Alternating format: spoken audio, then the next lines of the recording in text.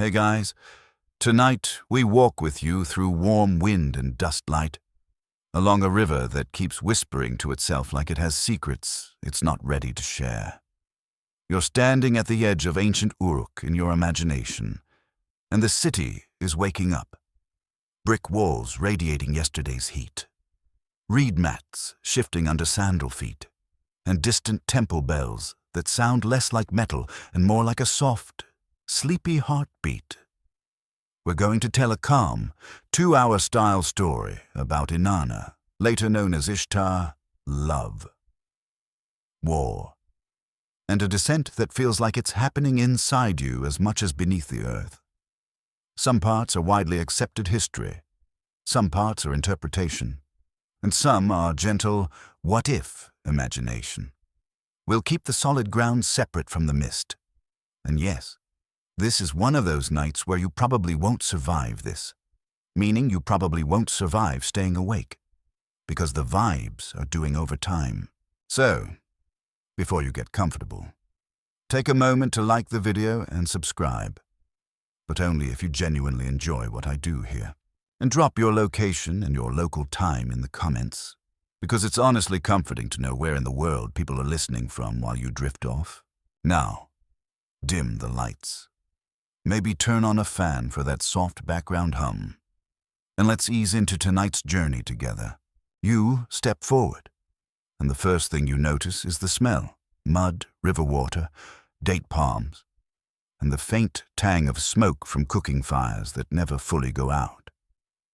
Uruk isn't a quiet place, not really, but it has a rhythm that can feel like quiet if you let it. Most historians agree that Uruk was one of the great cities of early Mesopotamia, a place where people built big, thought big, and prayed in big ways too. The evidence we do have points to impressive urban life here. Monumental architecture, organized labor, temples that were not just religious centers but economic engines. That's the documented anchor beneath your feet. Baked brick, administrative systems, the steady push of a city learning how to be a city. And in the middle of that waking world, between market chatter and the clack of pottery, between the slow turning of river boats and the careful measuring of grain, there is her. Inanna. You don't see her the way you'd see a person in the street.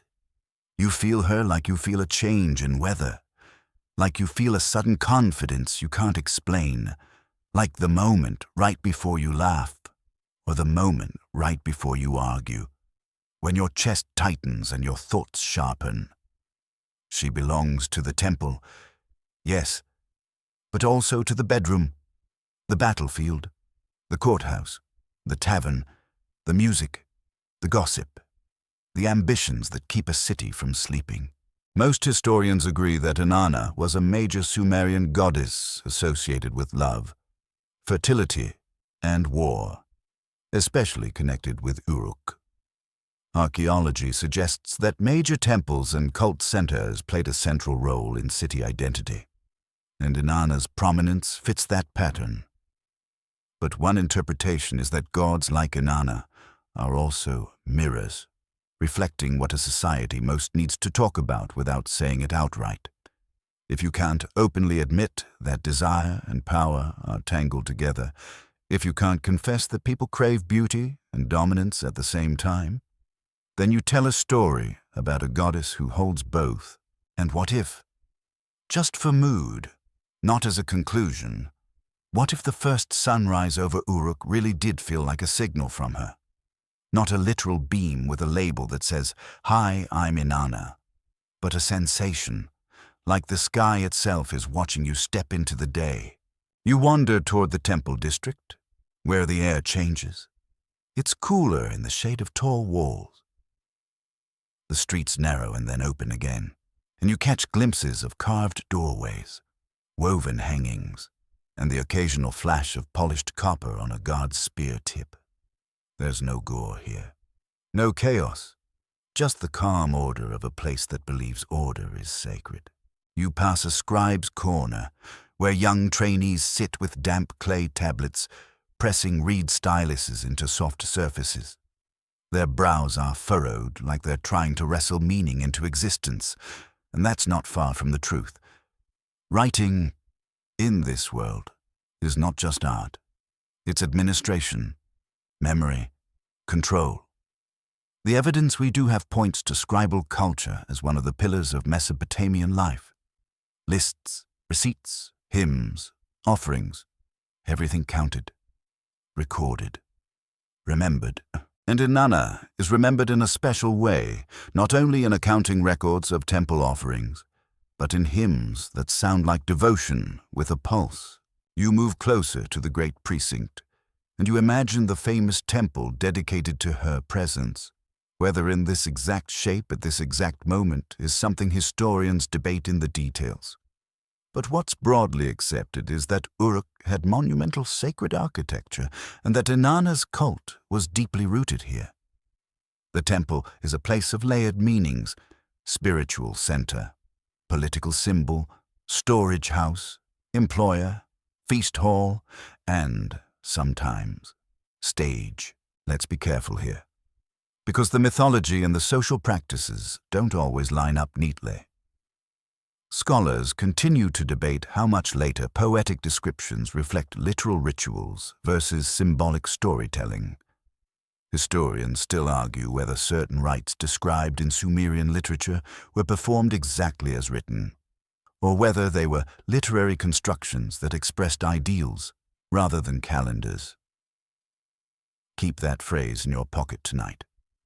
Historians still argue whether, because this whole world is half stone and half song, you pause at a courtyard where offerings are being arranged: bread, beer, dates, maybe a little bowl of oil catching the dawn like liquid gold. A priestess, at least you imagine her as a priestess, moves with practiced calm. Her hair is arranged carefully. Her jewelry not just decoration but a statement. In this city, appearance is language. A necklace can be a prayer. A ring can be a contract. A veil can be a boundary. And Inanna, in the stories, loves boundaries, especially crossing them. One interpretation is that Inanna represents transition itself, from girl to woman, from peace to war, from private longing to public authority. That interpretation isn't the only one, but it's a useful lantern. In a city where life depends on the river's mood and the next city-state's intentions, people need a divine figure who can handle contradictions. Love is risky. War is risky. Politics is risky. Even harvest is risky. Inanna lives where the risks live. You keep walking, and the city's sounds soften into a kind of steady hush, like you've stepped behind a curtain. It's early enough that not everyone is awake, but the ones who are awake are the ones who keep things running. Bakers, guards, temple workers, water carriers, scribes. The smell of yeast and clay and river reeds comes in gentle waves. If you were here in body, you'd probably be sweating already. Mesopotamian mornings can be polite for about 10 minutes, and then the sun remembers it has a job to do. But in our calm retelling, you're comfortable, like you're drifting through a warm scene in a slow dream. Now, here's where the mythic layer begins to settle over the historical ground, like a soft blanket. Inanna, in stories, doesn't just sit in a temple waiting for admiration. She moves, she wants, she takes, she gives. She makes decisions that feel both thrilling and unsettling, like watching a storm choose where to land. You might imagine her not as a distant cosmic queen, but as a presence that's intimate, like she could be leaning in close enough for you to smell perfume and metal. The stories often describe her with beauty that's not passive. It's not, please admire me. It's, I dare you to look away. Most historians agree that mythic narratives served many functions. They explain, they legitimize, they entertain, they teach. The evidence we do have points to Inanna as one of the best attested deities in Sumerian texts. appearing in hymns and myths copied and recopied. That doesn't mean every detail is literal in our modern sense. It means she mattered. She was spoken aloud. She was invoked. She was woven into the way people understood themselves. Now let's glide into the what-if space, but keep it labeled as mist, if we treat it as a possibility rather than a conclusion. What if the people of Uruk felt Inanna in the moments where your heart does two opposite things at once? Like when you fall in love and also feel afraid. Like when you win an argument and also feel lonely. Like when you get what you wanted and realize wanting it was half the point. Inanna is the goddess for that. You pass a row of houses, and you imagine waking families, a child rubbing sleep from their eyes, a mother reshaping yesterday's dough, an older man checking a jar seal to make sure the grain hasn't spoiled. Life is small and immediate, until the city asks it to be big. In a place like Uruk, you can be a person and also be a piece of a machine. Temples and palaces need labor. Canals need maintenance. Walls need repair. Festivals need preparation. And in that constant motion, the goddess is a kind of pattern, a story that keeps repeating with slight changes. A mainstream safe anchor here. Mesopotamian religion was polytheistic, with gods associated with natural forces, cities, professions, and social roles. Temples were central institutions, that solid ground. An interpretation angle. Inanna's particular mix of love and war might reflect the reality that reproduction, alliance, and conflict were all tied together in city-state life. A cinematic what if? What if the morning breeze that slides through the alleys is, in the storyteller's mind, the hem of her robe brushing the world? Now, you reach a spot where the city opens toward the river, and you watch boats drift. Men pull on ropes. Someone shouts a count. Someone laughs. Someone argues over a basket like their life depends on it, which, in a way, it does. Because baskets are basically the ancient version of my delivery order is missing 3 items. And yes, even in Uruk, you can absolutely imagine someone saying, I swear by the goddess, there were more dates in this basket yesterday. The universe changes, but the complaints stay loyal. Inanna's presence, in the myths, is not always gentle. She's not a only soft hugs deity. She can be generous, but she can also be demanding. That's why she's compelling. If she were only one thing, she'd be easier to understand and less useful as a symbol. Now, a careful note. People sometimes hear love goddess and picture something sweet and simple, but the Sumerian and Akkadian material presents something more complex. Inanna can be erotic, yes, but also political. She can be romantic, but also ruthless. She can inspire devotion and fear in the same breath. That complexity is part of what's broadly accepted in scholarly summaries of her character. And since we're easing into sleep, we'll keep the edges soft. No graphic violence, no harshness, just the awareness that this goddess holds opposites the way a city holds crowds, with structure, with pressure, with a little bit of chaos, and with a kind of confidence. You continue along a path where small shrines appear, simple niches with offerings. Not every prayer needs the grand temple. Sometimes it's a whispered request with a crumb of bread. Sometimes it's a quick glance upward before you make a risky decision. Sometimes it's a plea for a lover to return. Sometimes it's a plea for a rival to stop talking. And it's possible that, for many people, the gods were not abstract philosophy. They were immediate relationships. You give, you receive, you promise, you hope, you fear consequences, you celebrate blessings. Now your mind drifts to the idea of names. Inanna will later be closely associated with Ishtar in Akkadian contexts. And across time her figure shifts and overlaps with other traditions. But tonight, at this dawn, you're in Uruk's early glow, and the name in the air is Inanna. One interpretation is that the name itself carries a kind of intimacy, like calling the force of desire and ambition by a personal nickname. But we'll say it gently. That's a possibility, not a certainty. The evidence is in texts, but the feeling behind the texts is something we infer. You turn back toward the temple district, because the city is now truly awake. The sounds thicken. People move with purpose. Somewhere a drum begins a slow pattern, maybe for work, maybe for worship, maybe just because rhythm is how you keep time before you have clocks yelling at you from your phone. You're approaching the place where myths are told and retold, and you can almost sense the stories hanging in the air, waiting for a voice. Inanna is the kind of goddess who arrives in narrative the way a spark arrives in dry reeds. Suddenly, everything matters.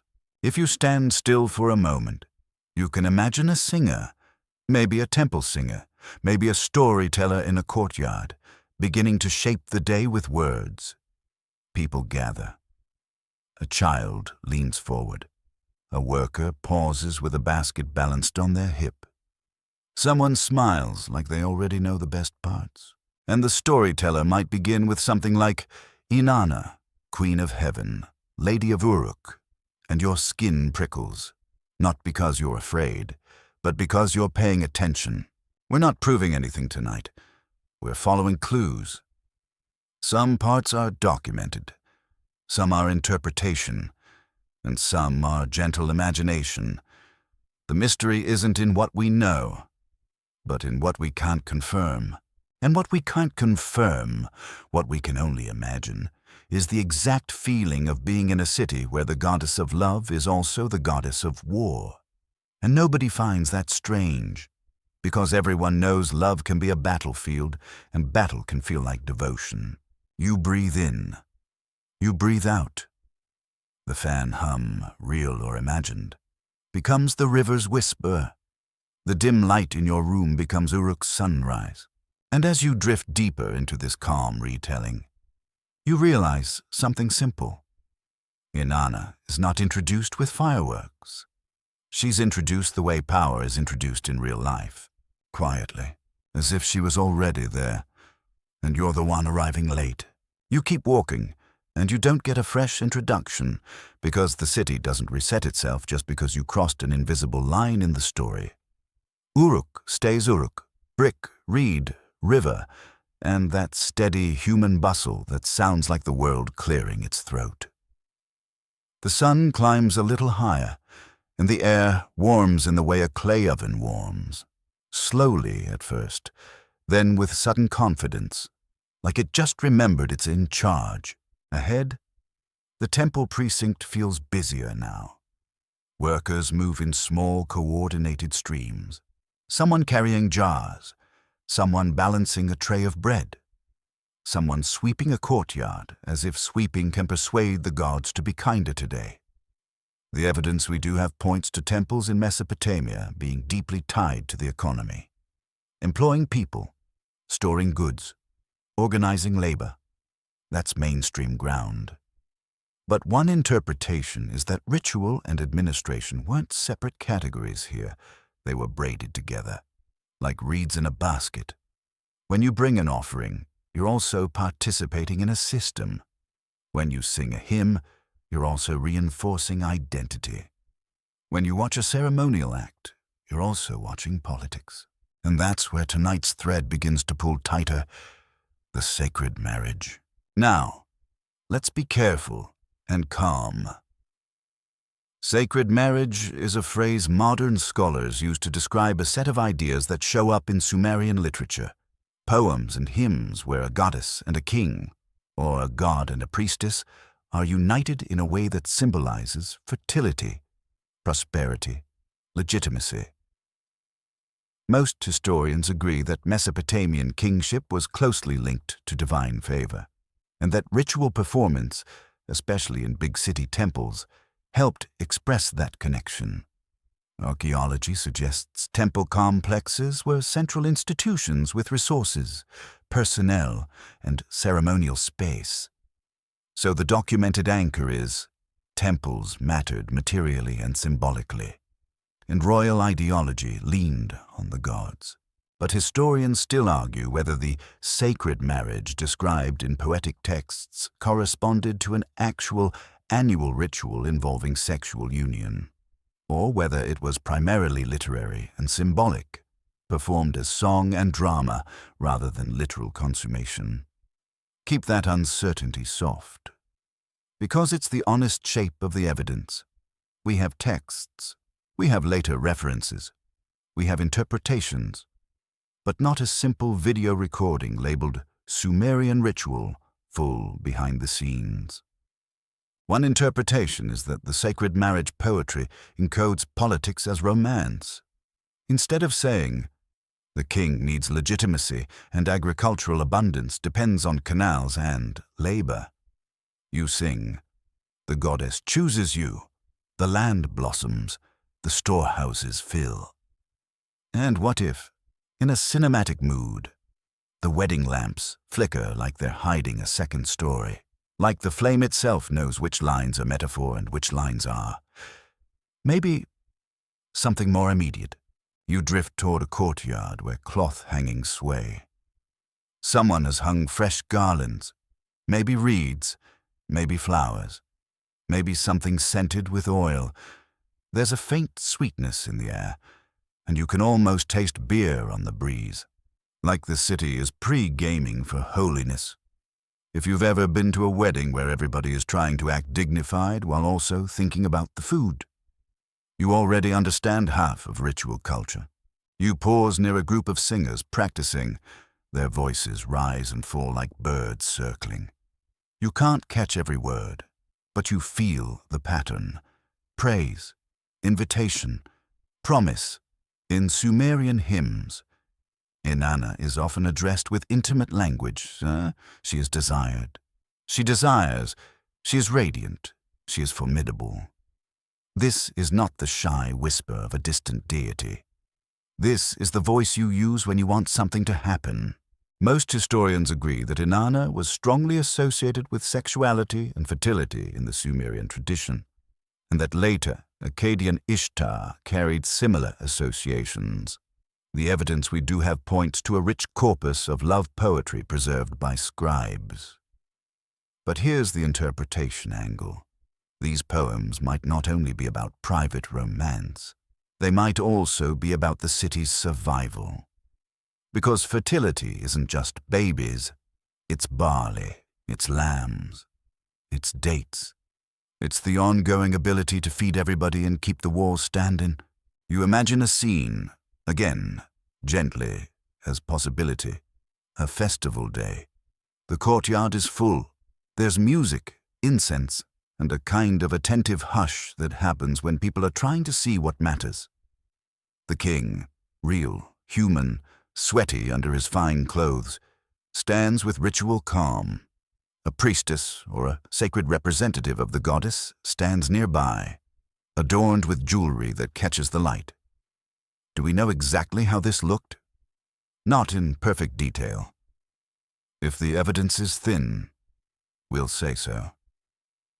But the concept is there in the literature, the joining of divine and human roles, the claiming of favor, the reassurance that the land will be fruitful. And what's broadly accepted is that these public rituals, whatever their exact mechanics, helped bind people together, even if you're a laborer who doesn't get to sit at the front. You still feel the collective breath. You still hear the hymn. You still go home with the sense that the world has been rebalanced, at least for now. There's a calm humor in it too. If you let yourself see it, imagine being a scribe tasked with copying love poetry that's supposed to be holy. You're sitting there like, yes, this is for the prosperity of the land, while your tablet is basically ancient thirst posting. And you're trying to keep a straight face because you're in school and the teacher is watching. Civilization invented writing, then immediately used it to write poems about desire. very on brand. You step into the shade and let the sound of the city become softer. Your mind begins to float, but the story keeps a gentle grip. Inanna's love aspect isn't only sweet, it has authority. She doesn't just receive affection, she commands attention, sets terms, chooses, rejects. In many myths and hymns, she's active, decisive, sometimes even impatient. One interpretation is that her erotic power in the literature is also a model of sovereignty. The goddess chooses, and that choice creates order. This is where tenderness becomes political. Think of it like this. If a city wants to say, "Our king is legitimate," it can carve inscriptions and enforce taxes. But it can also tell a story. The goddess desires him, the land responds, the people thrive. That story doesn't just flatter the king, it comforts the public. It says, this isn't random, this isn't chaos. The cosmos is still paying attention. Now, let's keep the 70-30 balance. Grounded history first, then mystery theory missed. Grounded. Temples and royal ideology are well attested. Hymns to Inanna are preserved. Cities used ritual to express social order. Missed. What if the marriage isn't only about kingship? What if it's about the listener, you being asked to marry your own contradictions, your softness and your ambition, your longing and your fear, not as a factual claim, but as a mood the myth can evoke? You wander past a storeroom door where sacks are stacked. A worker checks seals, small lumps of clay impressed with a sign. The temple economy is practical. Grain in, grain out, sheep counted, beer rationed. The evidence we do have points to organized record-keeping and redistribution. And yet, the same institution that counts barley also sings to a goddess whose eyes are like stars. That's the Mesopotamian genius. They let the sacred and the logistical live in the same building. You hear laughter from a corner where younger workers are taking a break. Somebody is teasing somebody else about their hair. Somebody is trying to look serious and failing. It's a reminder that even in ancient sacred spaces, people are still people. Which is why the sacred marriage idea lands so well. It's cosmic theater performed by very human hands. A popular rumor, modern, not ancient, sometimes claims these myths hide secret codes or literal conspiracies, as if every hymn's a locked box. This theory isn't widely accepted, but it's part of the cultural afterlife of these stories. People want there to be a hidden switch that explains everything. If we treat it as a possibility rather than a conclusion, you can enjoy the feeling of mystery without pretending the evidence is stronger than it is. What if the wedding lamps flicker because the air is moving, and also because your mind wants to read meaning into light? That's how myth works. It gives you a pattern, and your imagination completes it. You drift back toward the singers.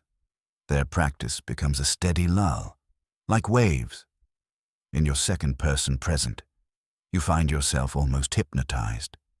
A line about Inanna's beauty, a line about the king's devotion, a line about the land flourishing, and beneath it all, the quiet truth. People are anxious about survival. They want reassurance. They want a story where desire is not just private trouble, but a force that can heal the world. Historians still argue whether the sacred marriage was a literal rite or mainly a poetic framework. But most agree the concept was important in the way Mesopotamian culture expressed fertility and kingship. That's the careful phrasing that keeps solid ground under your feet. You step away from the crowd and look toward the city edge, where fields and canals stretch like veins. Water management is life here. The river is generous, but it's also moody. The canals need attention. The fields need labor. You can almost hear the frogs and insects near the water, a soft chorus that makes the world feel sleepy. Now, Imagine the sacred marriage not as something scandalous or sensational, but as a community bedtime story told in daylight. The goddess loves, therefore the land will not fail. Even if you're skeptical, you can understand why that's soothing. And here's a calm little joke for the modern brain. The sacred marriage is basically the original relationship announcement, but instead of Instagram, it's a temple courtyard and a choir. And instead of "we're so blessed," it's "may the barley be tall and the enemies stay far away." Same energy, different platform. You breathe in, and the air tastes like dust and sweet oil. You breathe out, and the story settles deeper. Inanna's tenderness in these traditions isn't passive. It's a kind of force, magnetic, commanding, generous, and sometimes dangerous. One interpretation is that by making love sacred, the culture wasn't just moralizing. It was acknowledging that desire drives decisions, alliances, and even wars. And that's not fringe, that's just human.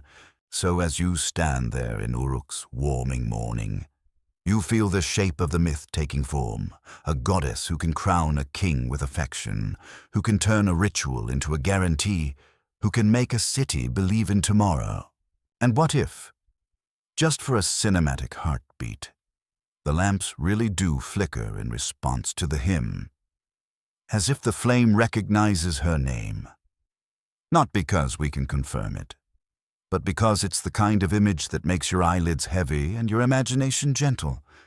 A little light, a little heat, a little promise. You start to move again, because the day keeps unfolding. And Inanna's story is not going to stay politely inside one courtyard. Not for long. You step out of the courtyard and back into the living weave of Uruk, and the sounds follow you like a shawl. Soft, familiar, a little scratchy at the edges. The sun is higher now, laying pale gold across bricks and turning every bit of dust into something that almost glitters, if you let your eyes half close. The whole city looks like it's made of warm sand and old music.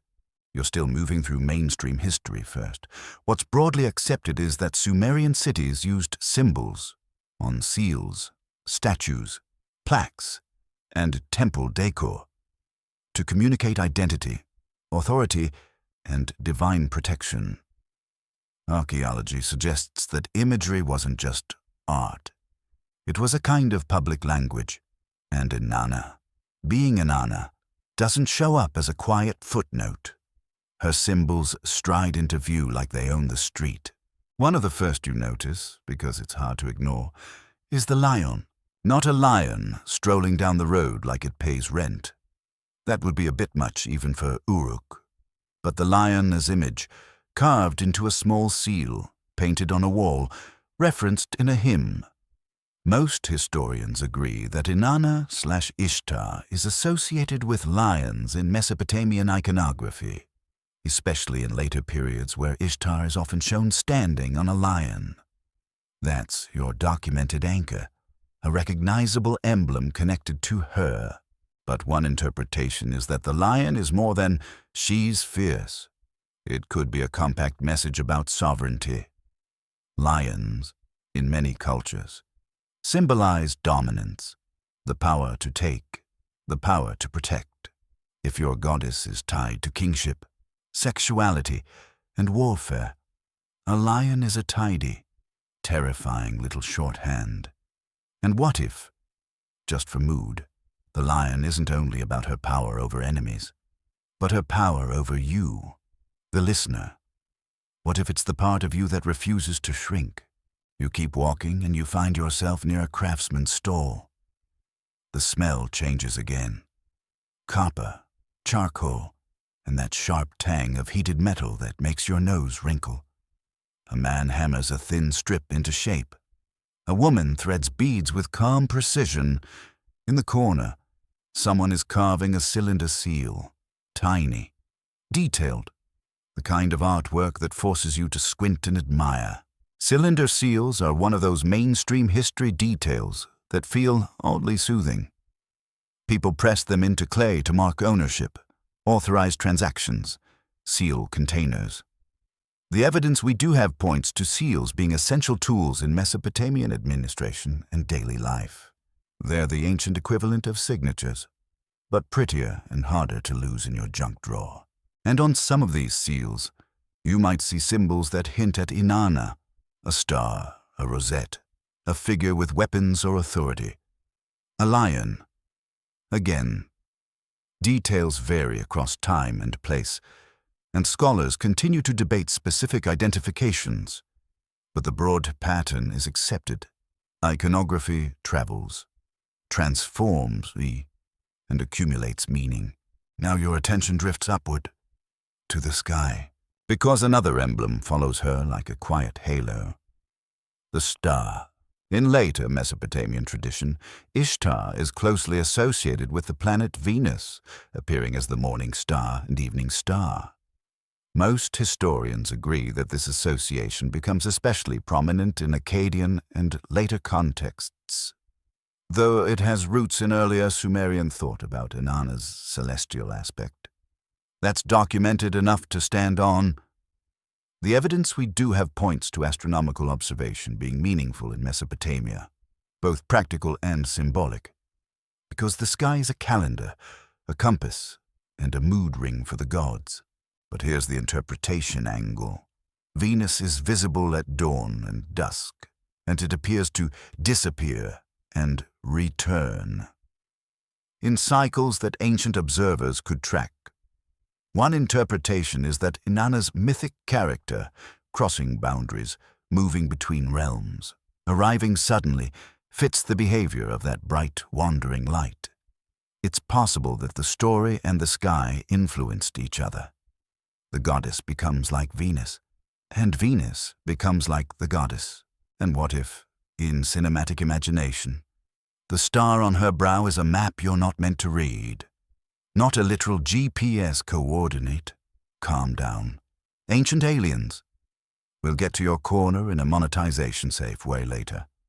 But a map of timing, of when to plant, when to harvest, when to marry, when to march. A symbol that says, pay attention. The world changes on a schedule you can't fully control. You turn a corner and see reeds stacked beside a canal. Reeds are everywhere, used for baskets, mats, roofs, boats, pens. The evidence we do have points to reeds being a foundational material in Mesopotamian life. They're practical, humble, and everywhere.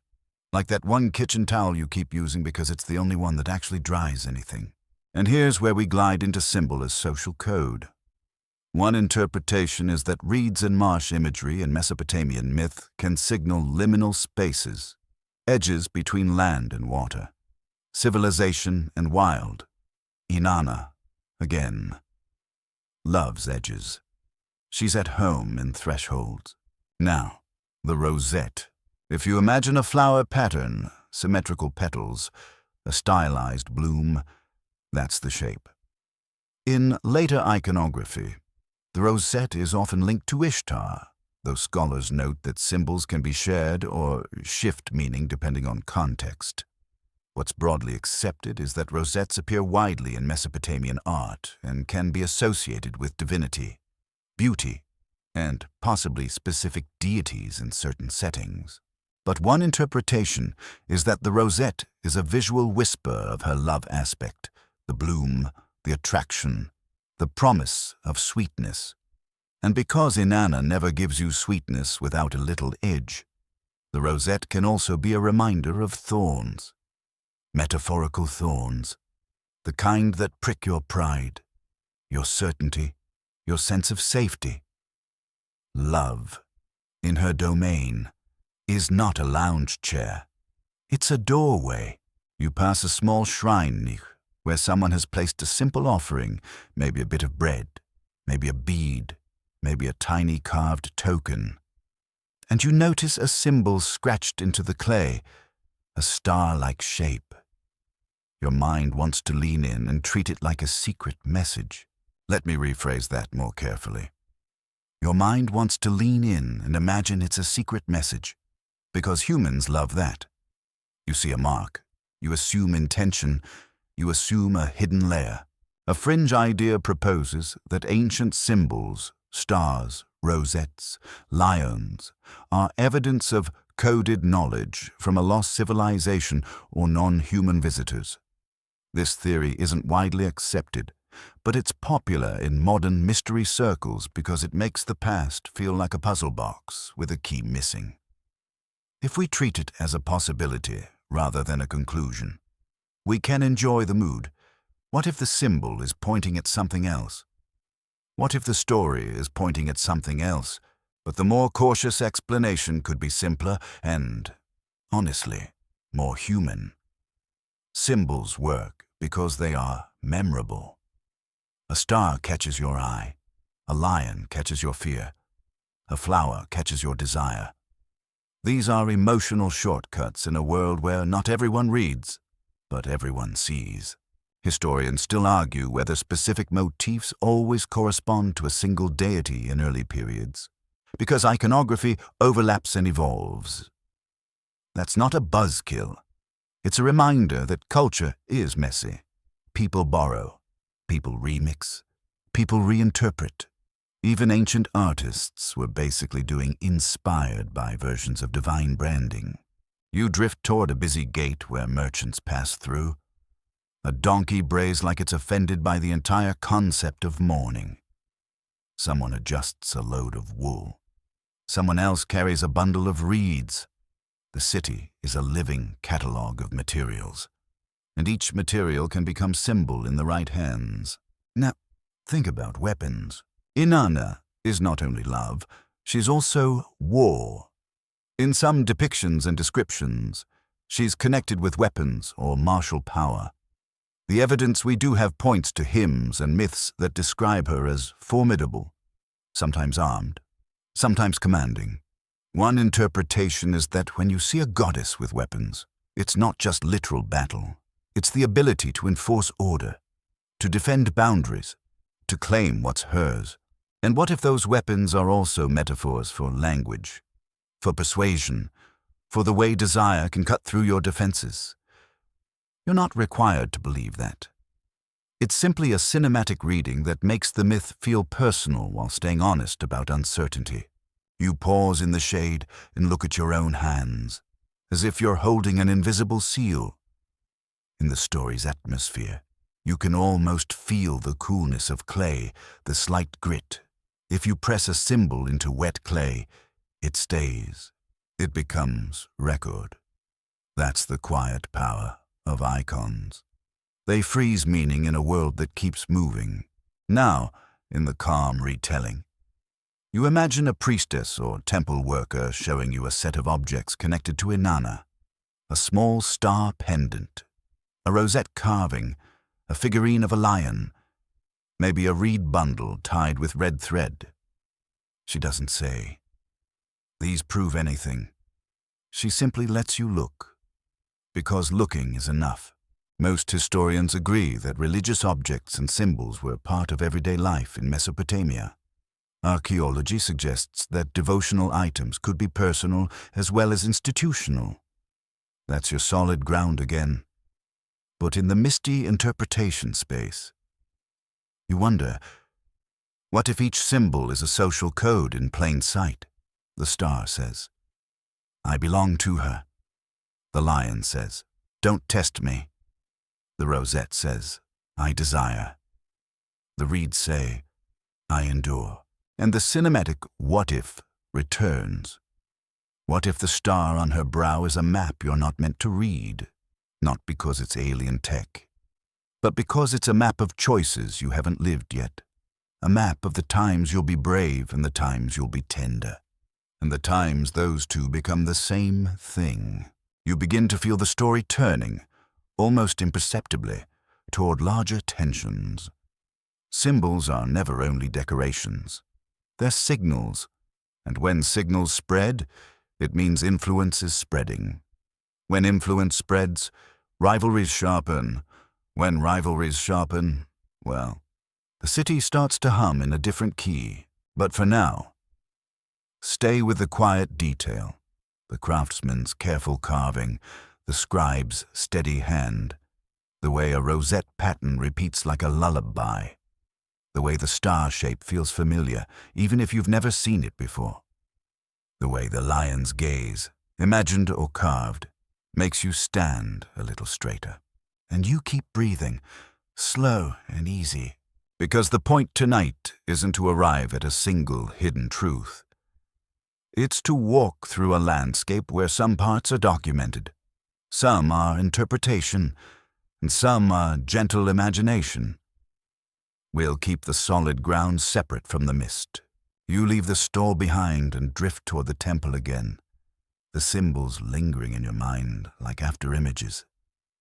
And as Uruk's morning grows brighter, you realize something.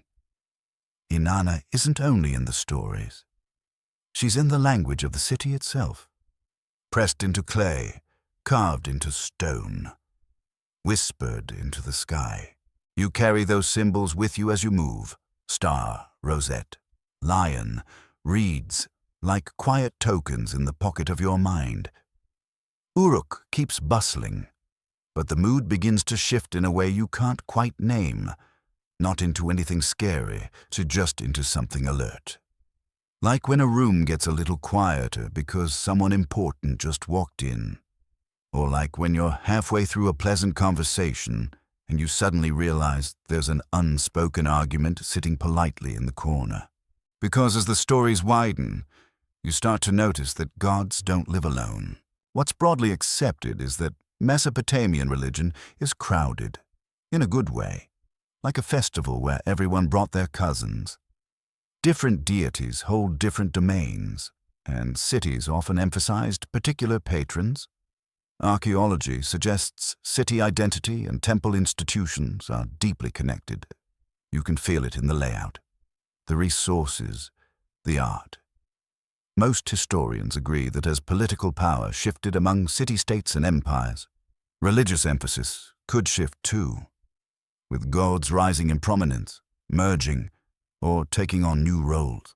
And one interpretation is that divine rivalries in myth reflect human rivalries between cities, dynasties, and interest groups. Gods arguing is a poetic way to talk about people negotiating.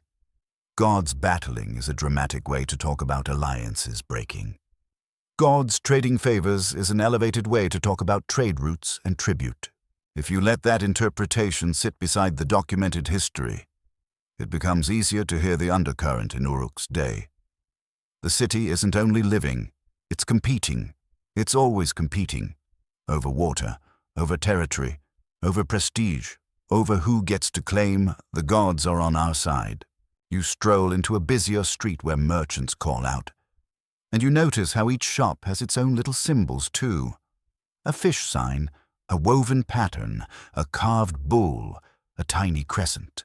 It's like the city is a giant board game, and everyone is trying to keep track of who belongs to which team, except the teams aren't just sports teams.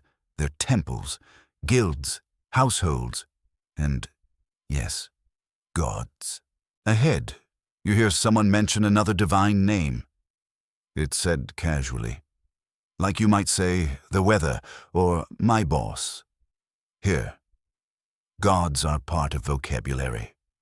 Most historians agree that people in ancient Mesopotamia invoked multiple deities for different needs: health, protection, justice, fertility.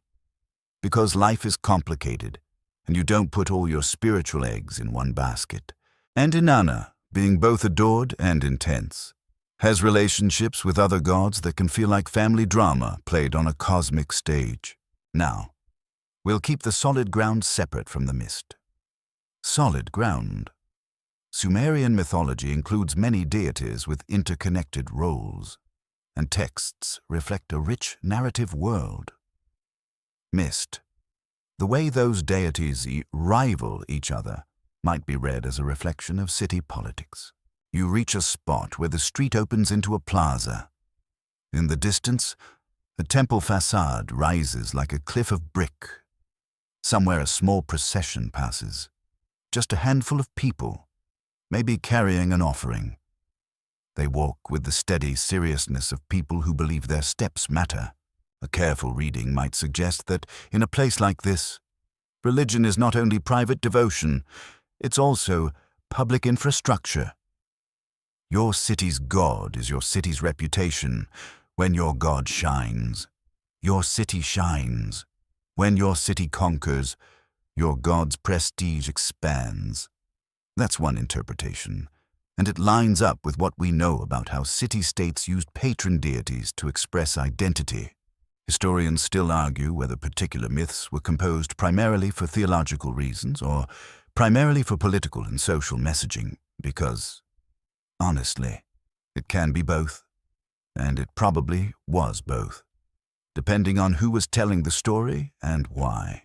You watch the plaza for a moment, and in your mind's ear you hear an older storyteller explaining something to a circle of listeners. He doesn't speak like he's giving a lecture. He speaks like he's offering a map. He's saying, in effect, our goddess is powerful, but she is not the only power. She negotiates. She contests. She takes risk. Now, one of the most famous patterns in Mesopotamian stories involves the divine order, who gets what role, who has which authority, who holds which sacred me, those divine powers or decrees that appear in Sumerian tradition. What's broadly accepted is that myths often explain how cultural institutions and divine roles came to be. Inanna appears in stories where she seeks and gains authority, sometimes through persuasion, sometimes through boldness. That fits her character. She doesn't wait for permission. She collects influence like some people collect houseplants, except her houseplants are powers of civilization, and everybody else is nervously watching. And here's your gentle modern joke. If you've ever seen someone walk into a meeting and somehow leave with 3 extra responsibilities and everyone's respect, you've met an Inanna-type energy. Not always relaxing, but undeniably effective. You move toward the temple district again, because that's where rivalries become most visible. Not as shouting matches, but as priorities. Which temple gets more offerings? Which priests have more influence? Which festivals are bigger? Which hymns are copied more often? These are social questions, but they look like religious ones. Archaeology suggests that temples managed land and labor and stored goods, which means temples also had political weight. Most historians agree that city-state competition in Mesopotamia was common, with shifting alliances and conflicts. You can feel that background even in a calm morning scene, like distant thunder you can't quite hear. And now, the mythology gives you a gentle lens to view it. Imagine the gods in council, again, as mythic picture, not a historical meeting you can verify. They sit in a bright hall, and each one has a voice that carries the flavor of their domain. A storm god speaks like thunder. A wisdom god speaks like a careful plan. A moon god speaks like slow time. And Inanna speaks like heat, like desire and ambition braided together. One interpretation is that these councils dramatize how societies negotiate power. Who gets to decide? Who enforces? Who persuades? Who receives tribute?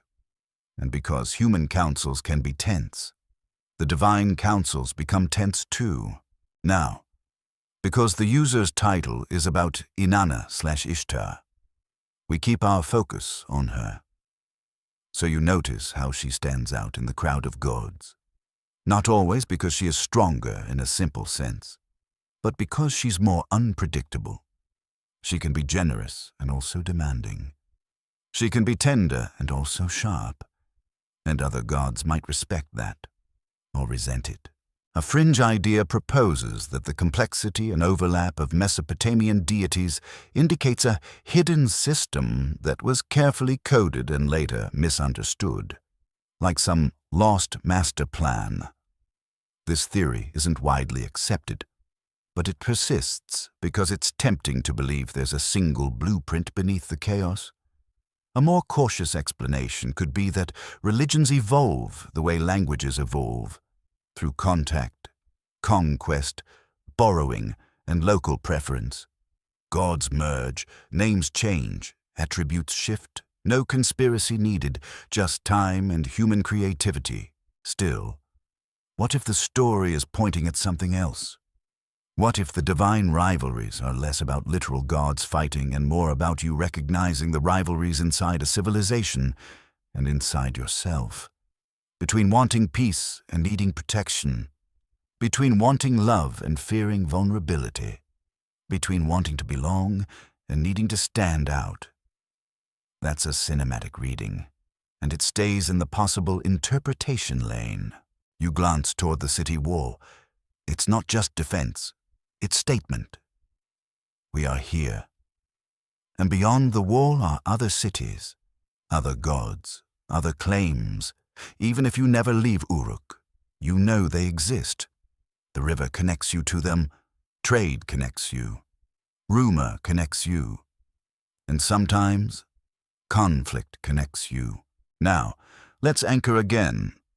Mesopotamian city-states did engage in warfare and diplomacy, and royal inscriptions and later texts reflect competition. That's mainstream history. The mythic Leia turns those realities into narrative. A goddess of Uruk contends with other divine forces, asserting her place.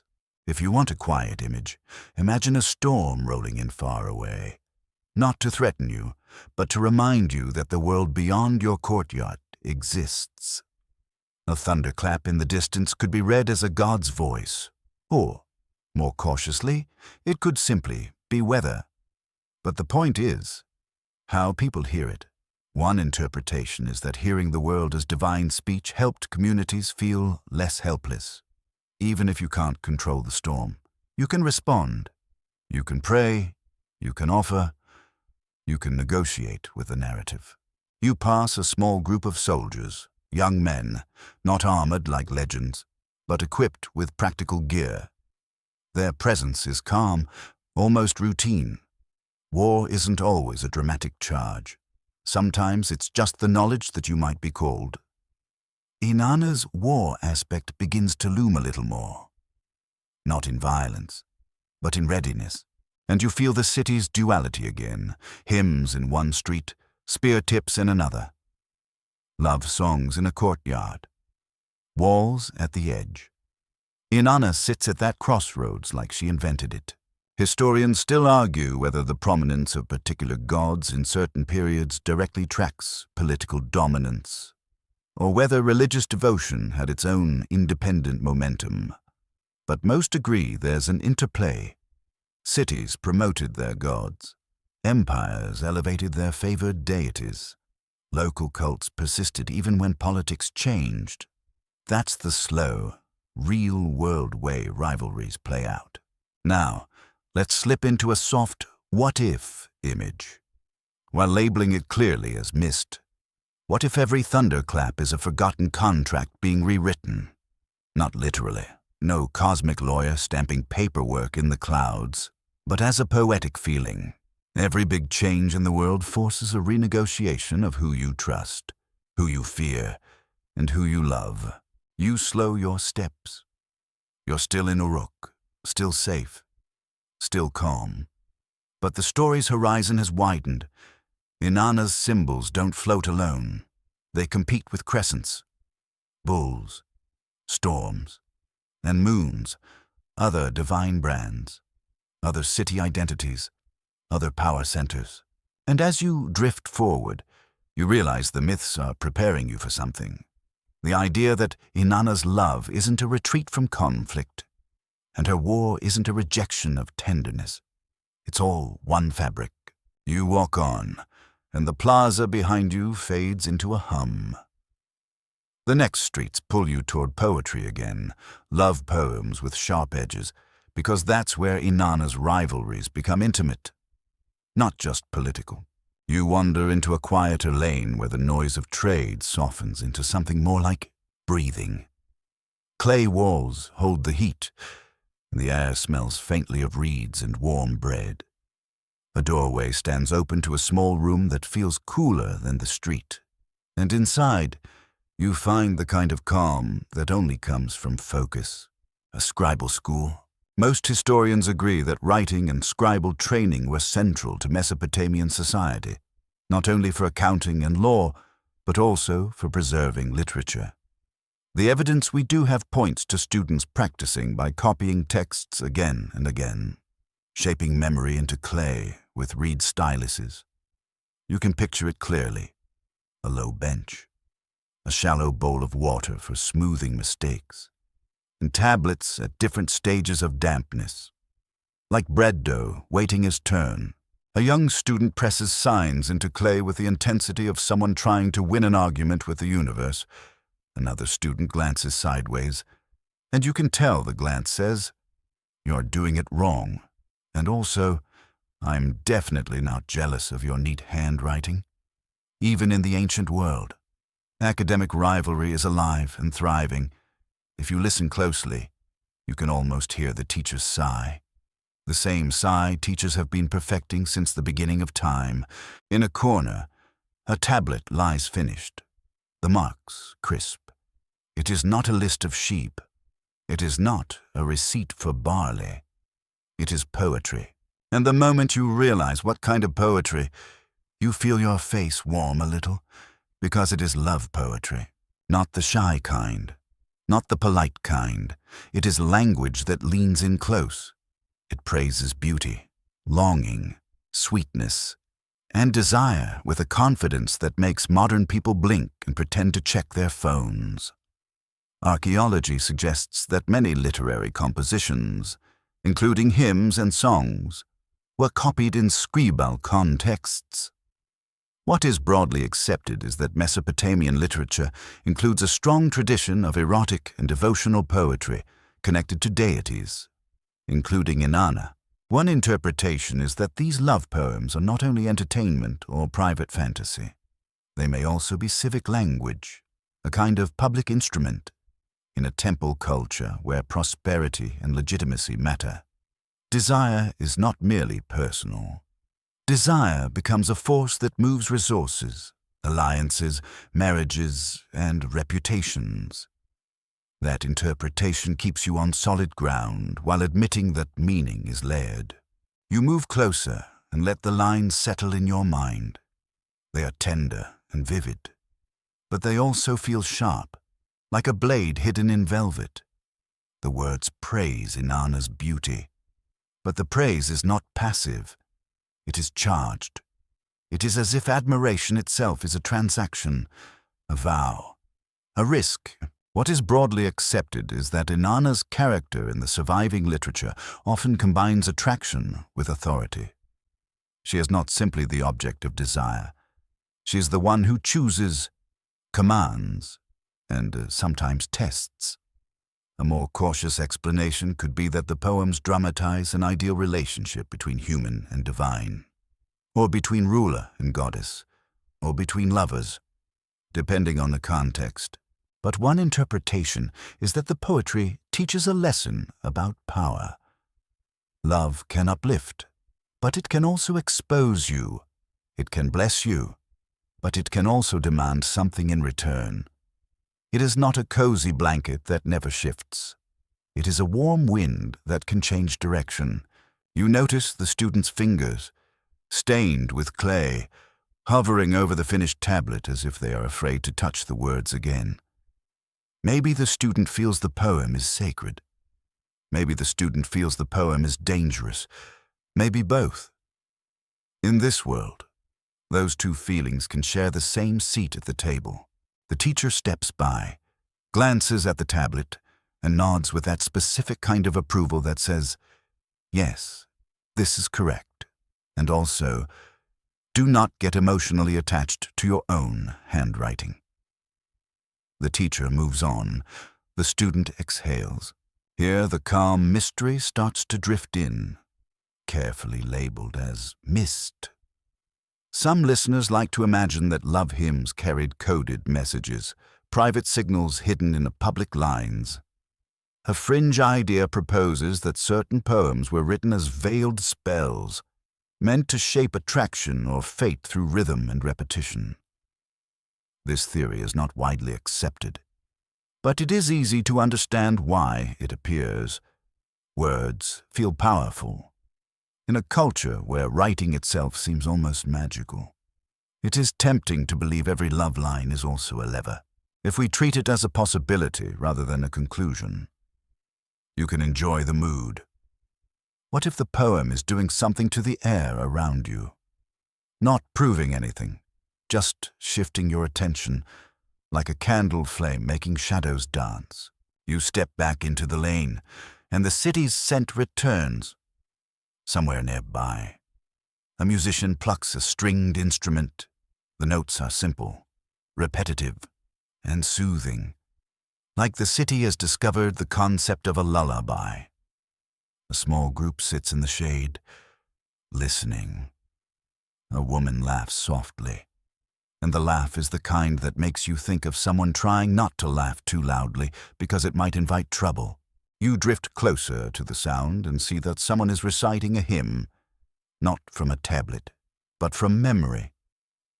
That tells you something important, even if writing preserves. Speaking animates. Most historians agree that performance was a major part of how literature lived, especially hymns and ritual compositions. The evidence we do have points to repeated copying and transmission, suggesting a tradition that valued these words enough to carry them across generations. The reciter's voice is warm, steady. The lines praise Inanna, but you feel the edge again. It is not only, "You are beautiful." It is also, "You are dangerous, and I am here anyway." One interpretation is that this is a realistic portrayal of desire. People do not only want safety, they want intensity, they want transformation. And Inanna, as a figure who blends love and war, becomes the perfect symbol for desire that changes you, not always gently. Historians still argue whether the most explicitly erotic compositions were performed in formal temple contexts, in festival settings, or mainly circulated as literary texts within scribal schools, because the evidence does not give a simple stage direction for every line. That debate matters because it shapes how you imagine the social role of the poetry. But even with the uncertainty, the broader point stands. This tradition exists, it was valued, and it carried emotional heat. You watch the listeners. Some look dreamy, some look amused. One older man looks like he is trying to appear unimpressed, which is a universal sign that he is extremely impressed and slightly uncomfortable about it. If ancient Uruk had a concept of, "This is too much information," you would see it in that man's eyebrows. A child tugs at a parent's sleeve. The parent hushes the child gently. The hymn continues. Life moves around it. Now your mind shifts toward the sharpness inside tenderness. Inanna's love is not only about pleasure. It can also be about boundaries. Who belongs to whom? Who chooses? Who refuses? Who pays the price of being wanted or of wanting? A careful reading might suggest that the poetry is doing a social job. It models attraction and devotion in a way that fits the city's values, including hierarchy and honor. That does not make it cynical. It makes it functional. Art can be sincere and useful at the same time, like a good blanket that is also somehow stylish. You stroll past a market stall where a vendor is arranging dates in neat rows. The vendor's hands move quickly, like the hands have done this job for decades. The vendor calls out a price, and a customer argues the price down with theatrical outrage, as if paying a fair amount would cause the sky to collapse. The vendor smiles politely in a way that says, "I have seen this performance 1,000 times." The customer buys the dates anyway. Love poetry, bargaining, temple hymns, and daily commerce all share a core skill: persuasion. Inanna, who in the stories, is persuasive, sometimes charming, sometimes forceful, sometimes both. One interpretation is that her erotic magnetism is also a political magnetism. She draws people in, then rearranges the room. You pause near a small water jar and dip your fingers in, cooling them. The water is not icy, but it is soothing. You watch a droplet slide off your fingertip and fall, and you think about how quickly a feeling can rise and fall too. Love can appear suddenly. It can vanish suddenly. It can return with a different face. That brings you back to a mainstream anchor. In later traditions, the goddess associated with Inanna, often under the name Ishtar, is linked to Venus, appearing and disappearing in the sky's cycle. Even if the precise development of that association is complex, the broad connection is widely recognized. And one interpretation is that the poetry echoes that rhythm: arrival, intensity, absence, yearning. Now the cinematic mist drifts in again. What if each tender line also carries a blade you only notice in moonlight? Not because the poet is cruel, but because desire always has an edge. It can cut through your defenses. It can cut through your plans. It can cut through the careful little masks you wear to look respectable. You move toward a shaded corner where two friends sit, whispering. Their shoulders lean together like they share the same heartbeat. You do not hear the words, but you recognize the shape of the moment. Inanna's presence, in this kind of scene, is not a thunderbolt. It is a quiet permission to feel deeply, to want, to confess, to risk. A popular rumor, spoken in modern times more than ancient ones, claims that ancient love hymns were used like guaranteed charms, as if reciting a line could force someone to love you. That idea is understandable, because everyone wants shortcuts. But a more cautious explanation could be that the poetry expresses longing rather than controlling it. It gives a voice to desire, and that is different from claiming mastery over someone else's heart. You keep walking, and the musician's notes fade. The city's sounds return, thicker now. A cart rattles over uneven ground. A dog trots by with the confidence of a creature that believes it owns the street, which is adorable because it probably does. You pass a doorway where someone is grinding grain, the rhythm steady, almost hypnotic, and you realize something about the love poems. They are not only about bodies. They are about the city's emotional literacy. They teach people how to talk about longing, devotion, pride, jealousy, joy. Those feelings do not disappear just because your walls are made of mud brick. One interpretation is that Inanna's poetry gives the culture a sanctioned way to express intensity without dissolving into chaos. It says, yes, desire is powerful, but it belongs inside story, ritual, and symbol. It can be spoken, it can be shaped, it can be honored. And that honor has an edge, because the goddess is not a tame idea. She is the heat in the air that makes you restless. She is the sparkle that makes you bold. She is the part of you that says, I want this, even if it changes everything. You let your breath slow. The lane opens again toward the temple district, and you feel that the poetry has left a residue in your mind. Like perfume, sweet and a little sharp.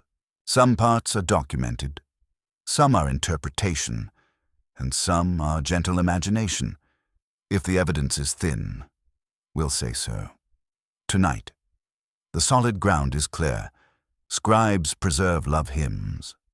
Inanna stands at the center of a tradition that blends devotion and desire, and the city keeps repeating those words because they matter. And the mist is gentle. What if the sharpness in the poems is the truth of love itself, polished into beauty so you can hold it without bleeding? You keep moving, calm and steady, as the city hums around you like a long, sleepy song. You step into a part of the city where the air smells less like bread and more like oiled leather. The street is wider here, kept clear on purpose. And you can tell by the way people move that this area has a different kind of importance. There is less lounging, less lingering. Even the dogs seem to trot with a little more discipline, like they are trying to look employed. A line of young recruits practices with wooden staffs in a dusty yard. Their movements are not graceful yet, but they are sincere, and sincerity counts for a lot when you are learning not to trip over your own feet. A veteran watches with folded arms and the expression of someone who has seen every mistake already, including the one you have not invented yet. When one recruit swings too wide and nearly bonks his neighbor, the veteran makes a sound that is half cough, half judgment. The recruit straightens instantly, as if shame is the fastest form of training. It usually is. Most historians agree that conflict and military organization were part of Mesopotamian city life, especially as city-states competed over land, water, trade, and prestige. The evidence we do have points to fortifications, weapons, and royal inscriptions that speak about battles and victories. Even when daily life is calm, the possibility of conflict sits nearby, like a shadow that is not trying to scare you, just trying to be noticed. And here, in this practical world of drills and readiness, you can feel a different face of Inanna, not the intimate glow of devotion, not the perfume of love poetry. This is her war-bringer aura, the version of the goddess that stands in the doorway between safety and danger, and does not flinch.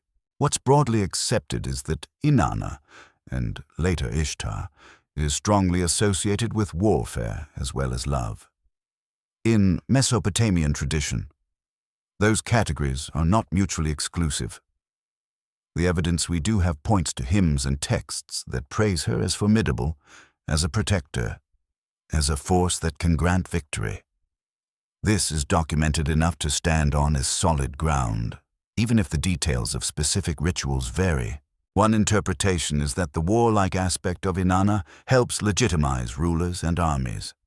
If a king claims the goddess supports him, that claim is political power in story form. It tells the city, your leader is not only strong, he is chosen. It tells enemies, you're not only fighting men, you are challenging a divine order. Whether everyone believed such claims in exactly the same way is hard to know, but the messaging value is clear. You watch the recruits again. Their faces are tight with concentration. But you also see little flashes of pride. They want to be good at this. They want to be seen. They want to survive. And in a city where survival is tied to walls and canals and alliances, it makes sense that a goddess would be invoked not only for love, but for protection. A runner passes you, barefoot, carrying a message. His breath is controlled. His eyes are focused. He is moving like urgency is a skill, not a panic. And you think about how war is not always the loud moment of clash. Often it is logistics, it is communication, it is who has water, who has grain, who has strong walls, who has the discipline to keep moving when the heat is heavy. Archaeology suggests that organized labor and administration supported state projects, including defense. That is mainstream history. And one interpretation is that Inanna's war aspect is intertwined with those systems. She's not only the battle cry, she is the order that makes battle possible. In the yard, a recruit drops his staff.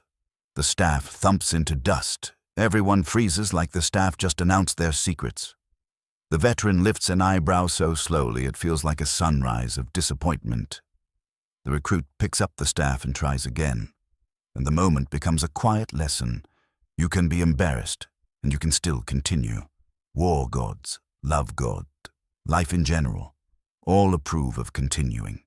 You walk past the yard and notice a small shrine near the entrance. Simple but cared for. A bowl sits there, maybe for offerings. A small emblem is scratched into the clay. The shrine is not flashy. It is practical devotion, the kind that says, keep us safe, Let our hands be steady. Let our feet bring us home.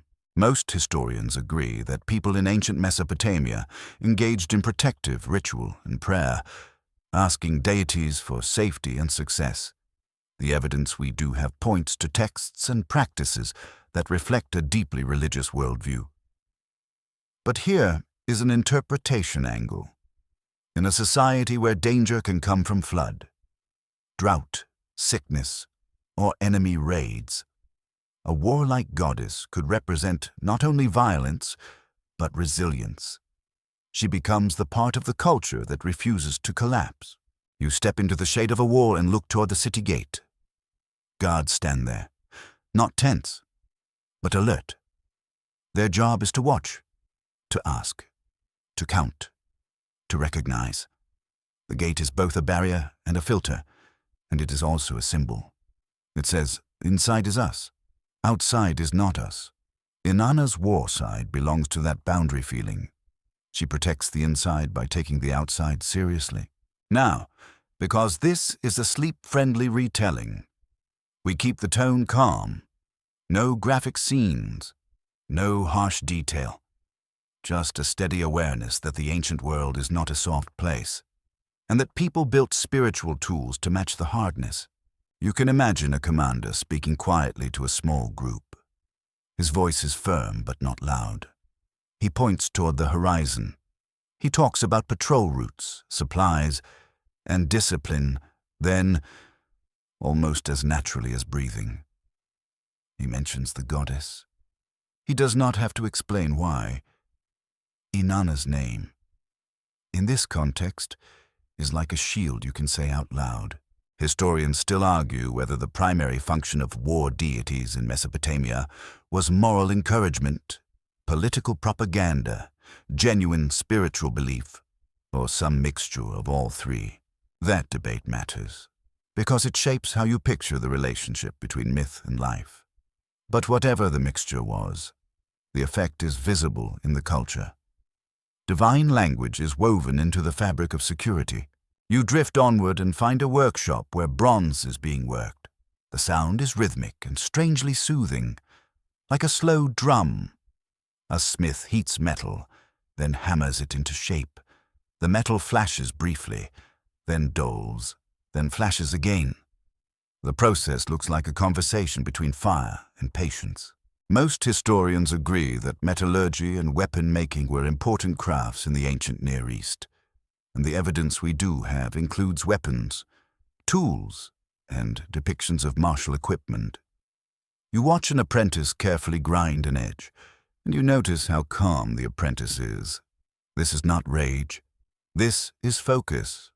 War equipment is made by people who are trying to do a job well.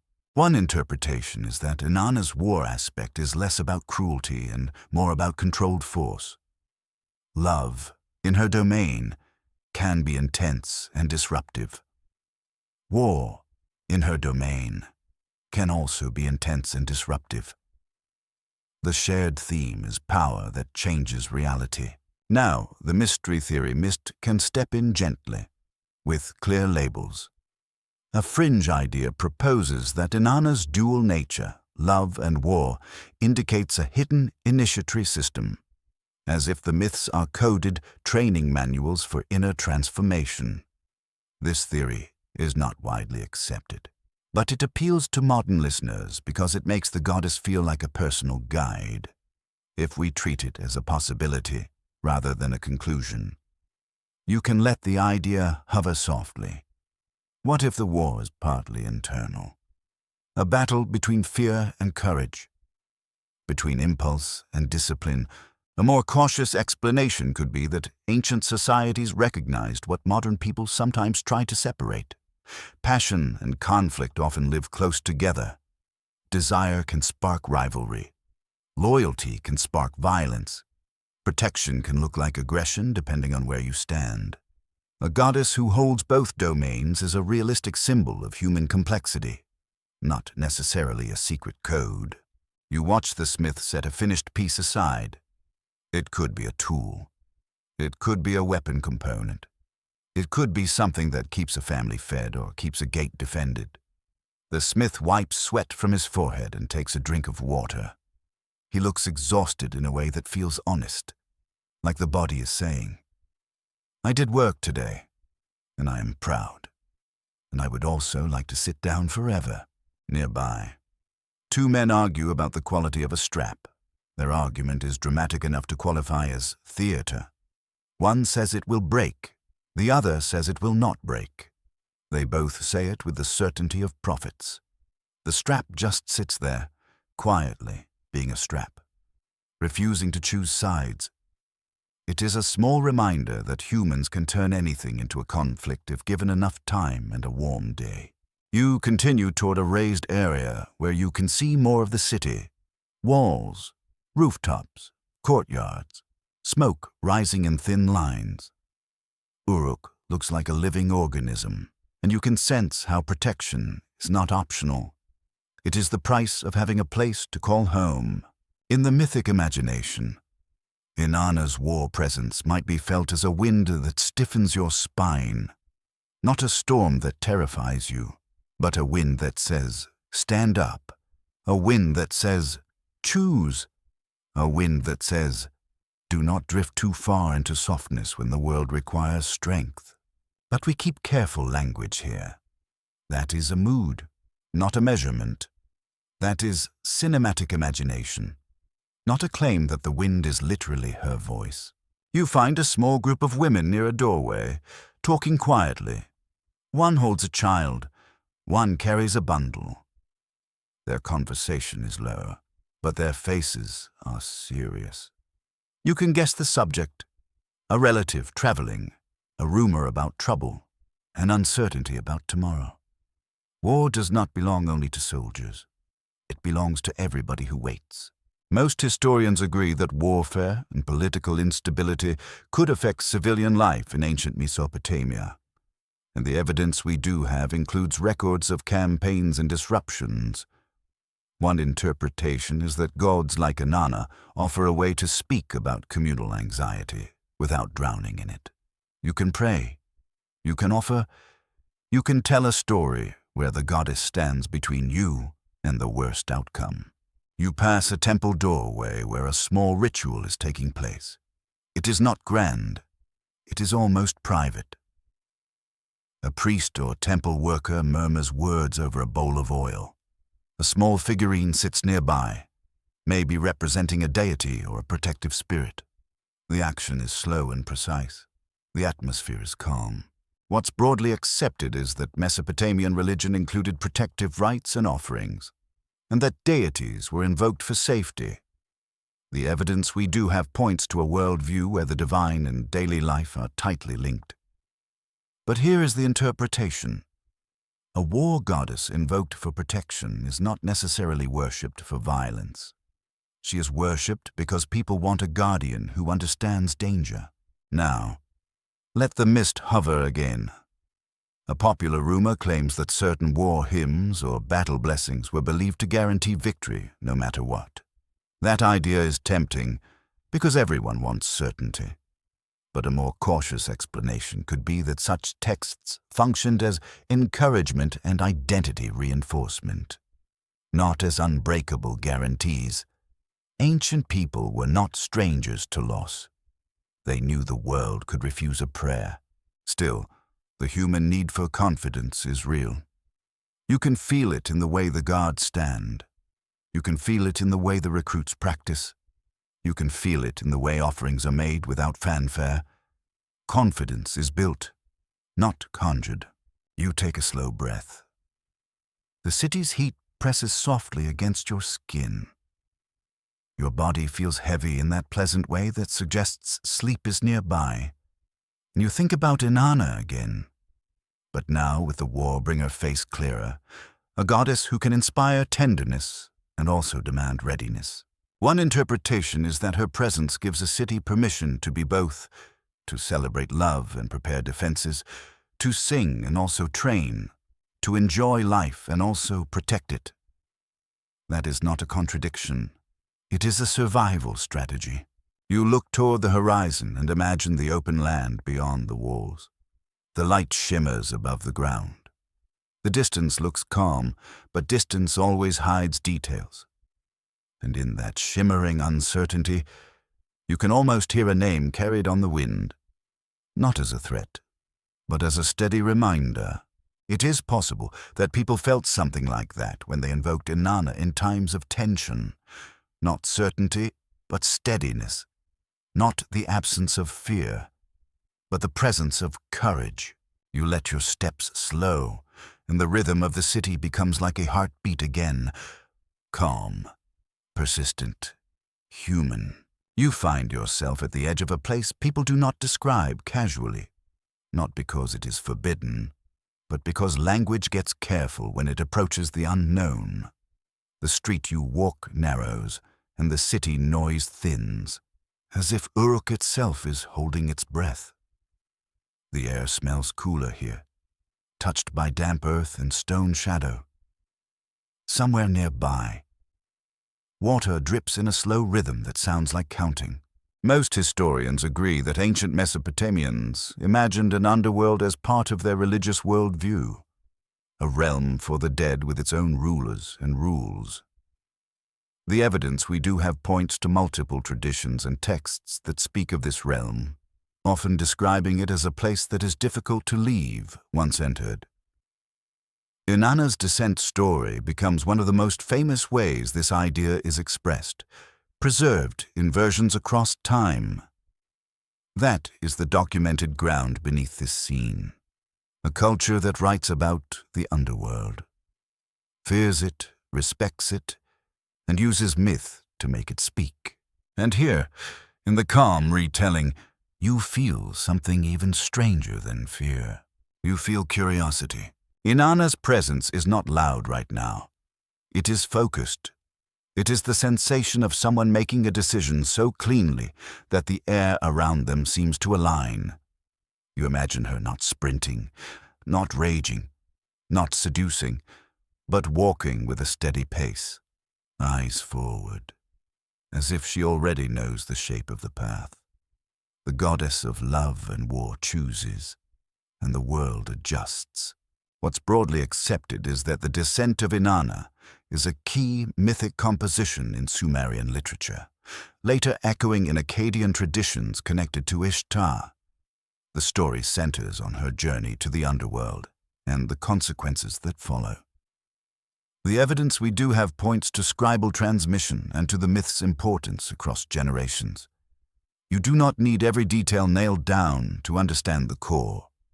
A goddess goes down, and everything changes. Now, the question that makes this part feel intimate is also the question the story itself invites. Why go? Most historians agree that myths often use journeys to explain cosmic patterns, social truths, and emotional realities. One interpretation is that Inanna's descent encodes a transformation cycle, sometimes read in connection with seasonal change, fertility rhythms, or political instability. Another interpretation is psychological, suggesting the story reflects the process of confronting loss, stripping away status, and returning changed. These are interpretations, not final answers, and different scholars weigh them differently. Historians still argue whether the descent myth's primary meaning is seasonal fertility symbolism, a ritual drama about divine authority, a theological statement about the underworld's power, or a layered combination of many meanings. You stand near a threshold where the ground slopes gently downward. A small shrine sits nearby with a bowl that looks like it has held offerings for a long time. Oil and water and grain in countless small gestures. The shrine is simple, almost plain, which makes the place feel more serious. Fancy decoration would be noisy here. Quiet feels appropriate. A priestly figure passes, not hurrying. Their expression is neutral in the way of someone who has learned not to tease the boundaries between worlds. You are not told to leave. You are not welcomed either. You are simply allowed to be near the idea of descent. Inanna, in your imagination, arrives with symbols that feel less like jewelry and more like authority made visible. Each piece is a statement to the living world. Each piece says, I am who I am. I belong at the top. I belong in the sky. I belong in the city. And that is what makes the decision to go down so startling. Going down is not just travel. It is contradiction. It is a queen choosing the one place queens do not go to stay queens. One interpretation is that the descent is about testing limits. If Inanna rules parts of life that feel unstoppable, desire and conquest and ambition, then the underworld represents the one force that does not negotiate easily. Death does not care how charming you are. Death does not care how famous you are. Death does not read your titles. It barely reads anything at all. The descent story might be asking a quiet question. What happens to power when it meets the ultimate boundary? You take a slow breath. The air is cooler, and you notice how your body relaxes in response. It is funny, in a sleepy way, that your nervous system sometimes enjoys mysterious cave vibes more than busy marketplace vibes. Your brain is like, ah yes, ominous stone steps. Finally, a spa. You begin to picture the underworld not as a horror scene, but as a place of rules. Ancient Mesopotamian underworld descriptions often emphasize order in a stark form: gates, judges, rulers, laws of entry and exit. What's broadly accepted is that underworld myths in this region treat it as a real part of the cosmos, not merely metaphor, even if modern readers often interpret it metaphorically. The evidence we do have points to a shared cultural sense that the dead go somewhere, and that place has authority. Now the myth gives you a name tied to that authority: Ereshkigal, a queen associated with the underworld in Mesopotamian tradition, even if details vary across texts. What's broadly accepted is that the underworld has a ruler, and that ruler is not easily displaced. That sets the stage for a deep tension. Inanna is used to being the one who enters rooms and changes them. The underworld is the room that changes you, so you watch, in your mind. As Inanna approaches the first boundary, this is where the cinematic feeling begins to thicken. The descent is not only a journey down steps, it is a narrowing. The light behind her feels smaller, the air in front feels heavier. It is possible to read that as purely poetic atmosphere, a way of making the scene vivid. It is also possible to read it as the story, teaching you how descent feels inside a person. Not as a medical claim, just as a recognizable experience. When you face grief, when you face uncertainty, the world seems to shrink. Sound becomes distant. Your thoughts become louder. Inanna chooses to enter anyway. A careful reading might suggest that her choice is the story's first shock. She is not dragged. She is not tricked, at least not in the simplest telling. She is moved by purpose, pride, curiosity, duty, or some combination. Different interpretations emphasize different motives. Some emphasize rivalry with the underworld queen. Some emphasize a ritual logic. Some emphasize a cosmic necessity. If the evidence is thin, we'll say so. The texts give narrative, not a psychological interview. The motive remains partly open, and that openness is part of why the myth keeps working on listeners. Now, you let the calm story invite a what-if, clearly framed as imagination. What if the descent begins the moment you decide to stop performing? What if, in the underworld, nobody cares how impressive you look? That is not a historical claim. It is a cinematic mood, a way of letting the myth brush against your own life.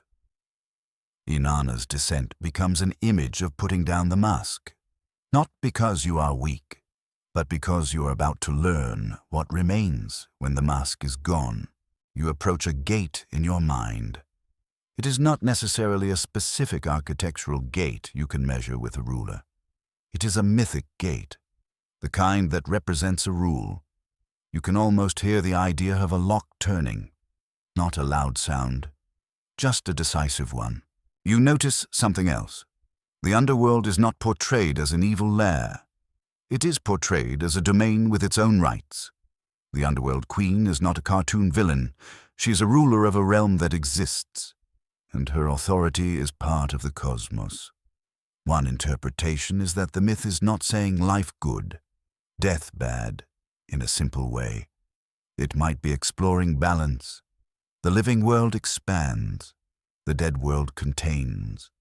The living world changes. The dead world holds steady. That steadiness can feel frightening, but it can also feel inevitable. You step closer to the gate, and you feel the story's central trick. You're awake enough to imagine, but sleepy enough to feel it like a dream. The stone seems cool. The darkness seems polite, like it is waiting for you to decide. Inanna's attendants, in some versions of the tradition, play roles around her departure, and warnings and instructions appear in the narrative. Those details remind you that even gods in these stories respect procedure. You do not simply stroll into the underworld. You acknowledge it. You prepare. You accept the possibility of consequence. That is a mainstream safe anchor. Mesopotamian myths often emphasize proper ritual behavior and cosmic rules, even for divine figures. The evidence we do have points to a worldview where order matters, where boundaries exist for a reason. Now, the interpretation angle, maybe the descent myth teaches that power without humility is incomplete. Maybe it teaches that love without loss is naive. Maybe it teaches that war without consequence is fantasy. Again, those are interpretations, and you keep them labeled as such. A fringe idea proposes that descent myths encode secret initiations, as if ancient elites used the story as a guide for hidden rites. This theory is not widely accepted, and evidence for literal secret programs is limited. But if we treat it as a possibility rather than a conclusion, you can still enjoy the atmosphere. What if the story is designed to change the listener? Gently, through imagery of stripping away and returning. A more cautious explanation could be that the descent motif is simply powerful storytelling. It takes a universal fear and gives it structure. It takes the unknowable and gives it gates, names, and dialogue. That makes dread manageable. It turns the dark into a narrative you can hold. You take another slow breath. The air in your room, wherever you are listening, blends with the imagined air near the gate. You might be lying down now. Your shoulders might be loosening. The story is doing its quiet job.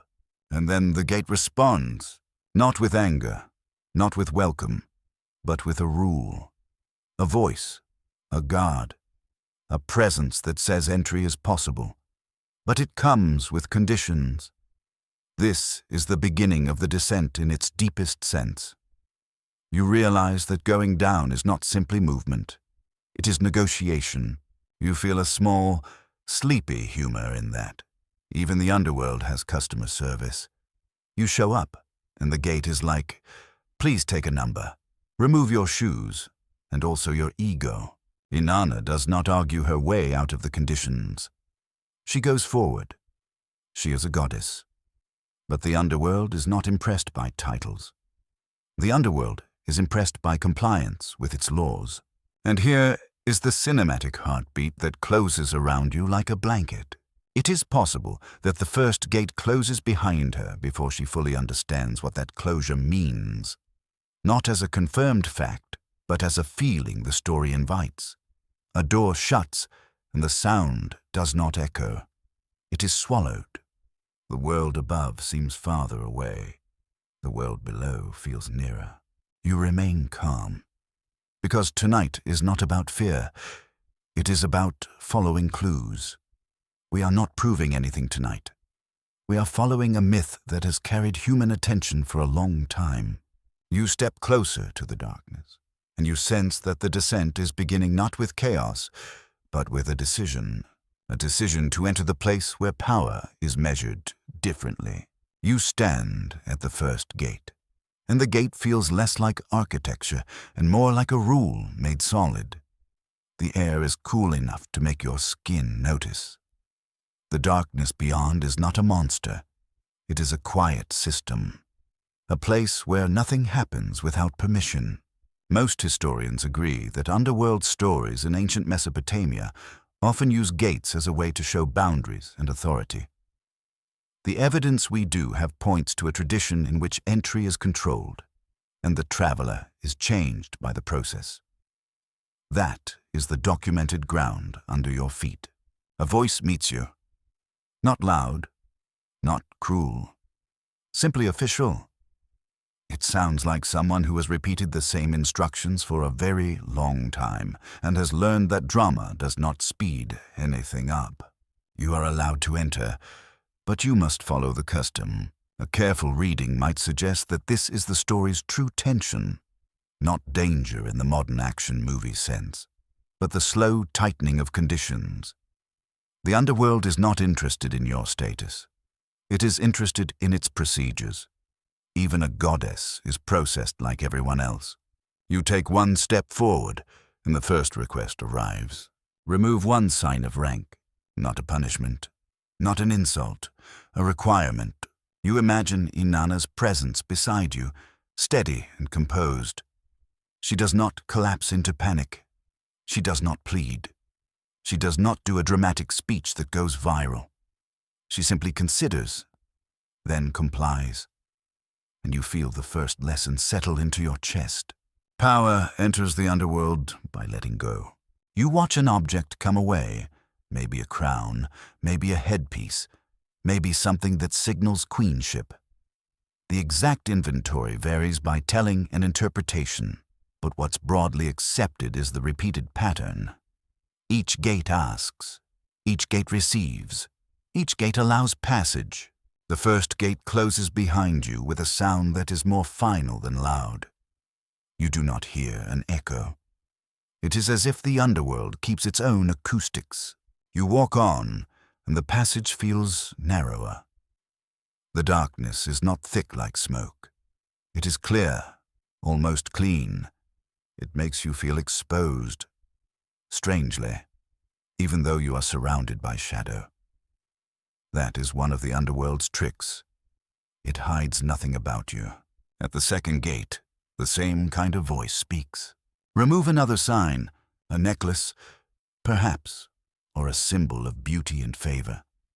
Something that says, look at me, value me, choose me. You release it, and the lesson changes shape. Adornment is not identity.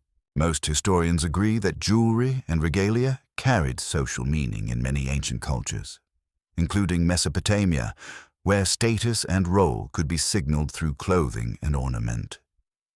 Archaeology suggests that personal adornment was real and varied, from simple beads to elaborate pieces. That is your mainstream anchor. But the myth turns the social truth into a spiritual one. One interpretation is that each removal represents a stripping of status. The traveler is reduced to essence, not because essence is superior, but because the underworld insists on equality. Another interpretation is ritual, another is psychological. Different readers find different doors opening in the same scene. Historians still argue whether the 7 removals should be read as a ritual sequence connected to temple practice, a poetic structure meant to build tension, or a symbolic map of transformation that later audiences projected onto the story. You keep moving. The third gate arrives with no warning. It is simply there, because the underworld is efficient like that. No scenic overlook, no gift shop, no helpful sign that says 3 out of 7. You're doing great. The voice speaks again. Remove another sign. Maybe a garment pinned at the shoulder. Maybe a sash, something that holds you together in public. You release it, and the passage feels cooler against your skin. The lesson lands more quietly now, because you are getting used to the logic. Composure is easier to keep when nobody is watching. A small, sleepy joke drifts through your mind. Ancient underworld gatekeeping is basically the worst kind of security checkpoint. You show up feeling important, and the gate is like, take off your shoes, take off your jewelry, take off your dignity. Place your confidence in the tray, and do not make eye contact with the scanner. You reach the fourth gate. The air feels heavier, not with menace, but with gravity. As if you are lower in the world and the world's weight is pressing in gently. Remove another sign, perhaps bracelets, perhaps rings, perhaps something that signals commitment, a bond, a promise. You let it go. You feel the lesson shift from social to personal. Promises are real, but they do not control everything. Most historians agree that ancient Mesopotamian societies placed strong emphasis on contracts, oaths, and obligations. And the evidence we do have points to legal texts and administrative records that show how seriously agreements were taken. The myth does not deny that seriousness. It simply reminds you that the underworld does not recognize your paperwork. It is the one office that never accepts your forms. You walk forward again. You do not rush. Rushing suggests you can outrun the rules. And here the rules are the floor. The fifth gate stands in silence. The voice speaks. Remove another sign. Maybe a breastplate. Maybe a decorative piece. Maybe something that signals strength. You release it. The lesson now is so plain it almost feels gentle. Strength is not always hardness. You notice that the traveler is not being harmed by force. The traveler is being changed by consent. That is a powerful distinction. The story is not saying the underworld attacks. It is saying the underworld requires surrender of the things you use to stand above others. One interpretation is that this is a teaching about humility. Another interpretation is that it is about vulnerability. Another is that it is about the cycle of loss that all living things face. You do not pick which interpretation is correct tonight. You let them float. We are not proving anything tonight. We are following clues. A fringe idea proposes that the 7 gates correspond to hidden cosmic levels, like an ancient map of planetary spheres or energy centers. This theory is not widely accepted, and the evidence for a precise technical system is limited. But if we treat it as a possibility rather than a conclusion, it adds a calm, cinematic feeling. What if each gate is a layer of your mind, and each removal is a thought you set down to fall asleep? A more cautious explanation could be that 7 is a meaningful number in many traditions, used to create completeness and rhythm. The myth might be using structure the way a lullaby uses repetition, guiding you deeper, step by step. You reach the 6th gate. Now you feel truly bare of the symbols that once announced importance. The voice speaks again. Remove another sign, perhaps a final piece of clothing, perhaps something that protects modesty, perhaps the last layer of presentation. You let it go. The lesson is quieter still. Control is a costume. That line lands in your body like a soft exhale. In daily life, control looks like planning, like managing, like being prepared. In the underworld, control looks like resistance, and resistance is not rewarded. The only control you keep is the choice to comply. You take another step and realize your breath has changed. It is slower. The underworld is teaching you how to breathe like it breathes. The 7th gate waits. It does not loom. It simply exists. Like the final word in a sentence. Remove the last sign. In some tellings, this is the removal of everything. The traveler stands exposed, not to humiliation, but to truth, not to judgment in the moral sense, but to the neutral gaze of a realm that does not flatter. Most historians agree that the descent myth uses the sequence of gates and removals to dramatize loss and transformation. The evidence we do have points to a narrative design that is deliberate, building a sense of inevitability that is mainstream safe and solid. You step through, and here, the underworld opens into a space that feels both empty and full. Empty of sunlight, full of presence. The silence has a texture. Like velvet, you can almost feel it against your ears. Now you notice something important.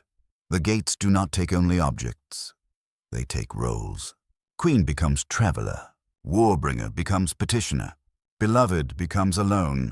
And in this calm retelling, you recognize the most human truth inside the myth. In daily life, you carry so many roles. Worker, friend, child, parent, partner, rival, dreamer, warrior.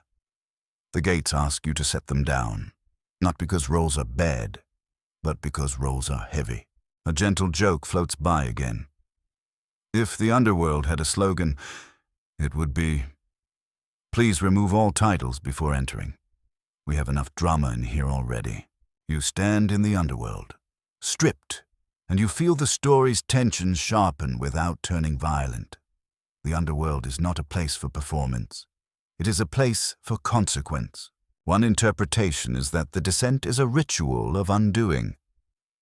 The goddess who embodies extremes is brought to stillness. Another interpretation is that the myth explores the balance between realms.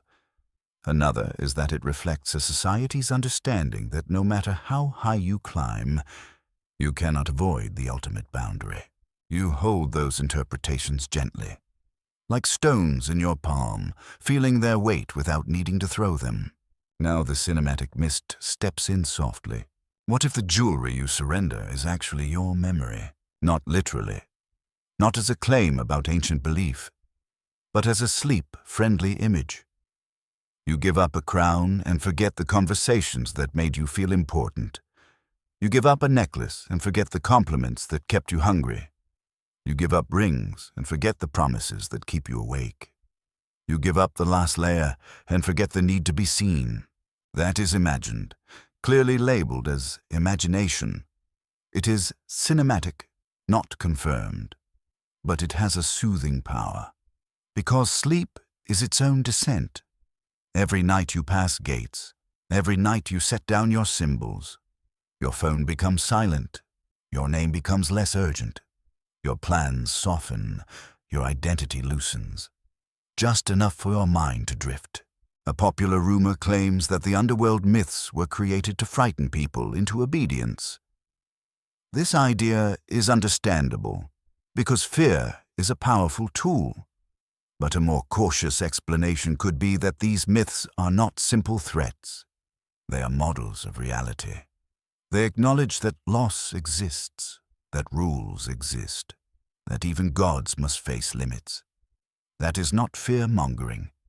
It is honesty, wrapped in story. You stand there, and you sense the underworld's leadership, not as a tyrant, but as an authority that does not need to shout.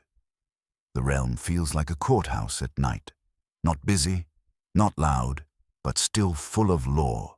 Your shoulders relax, because the story has created a strange comfort. The underworld is strict, but consistent. It does not pretend. It does not flatter. It simply is.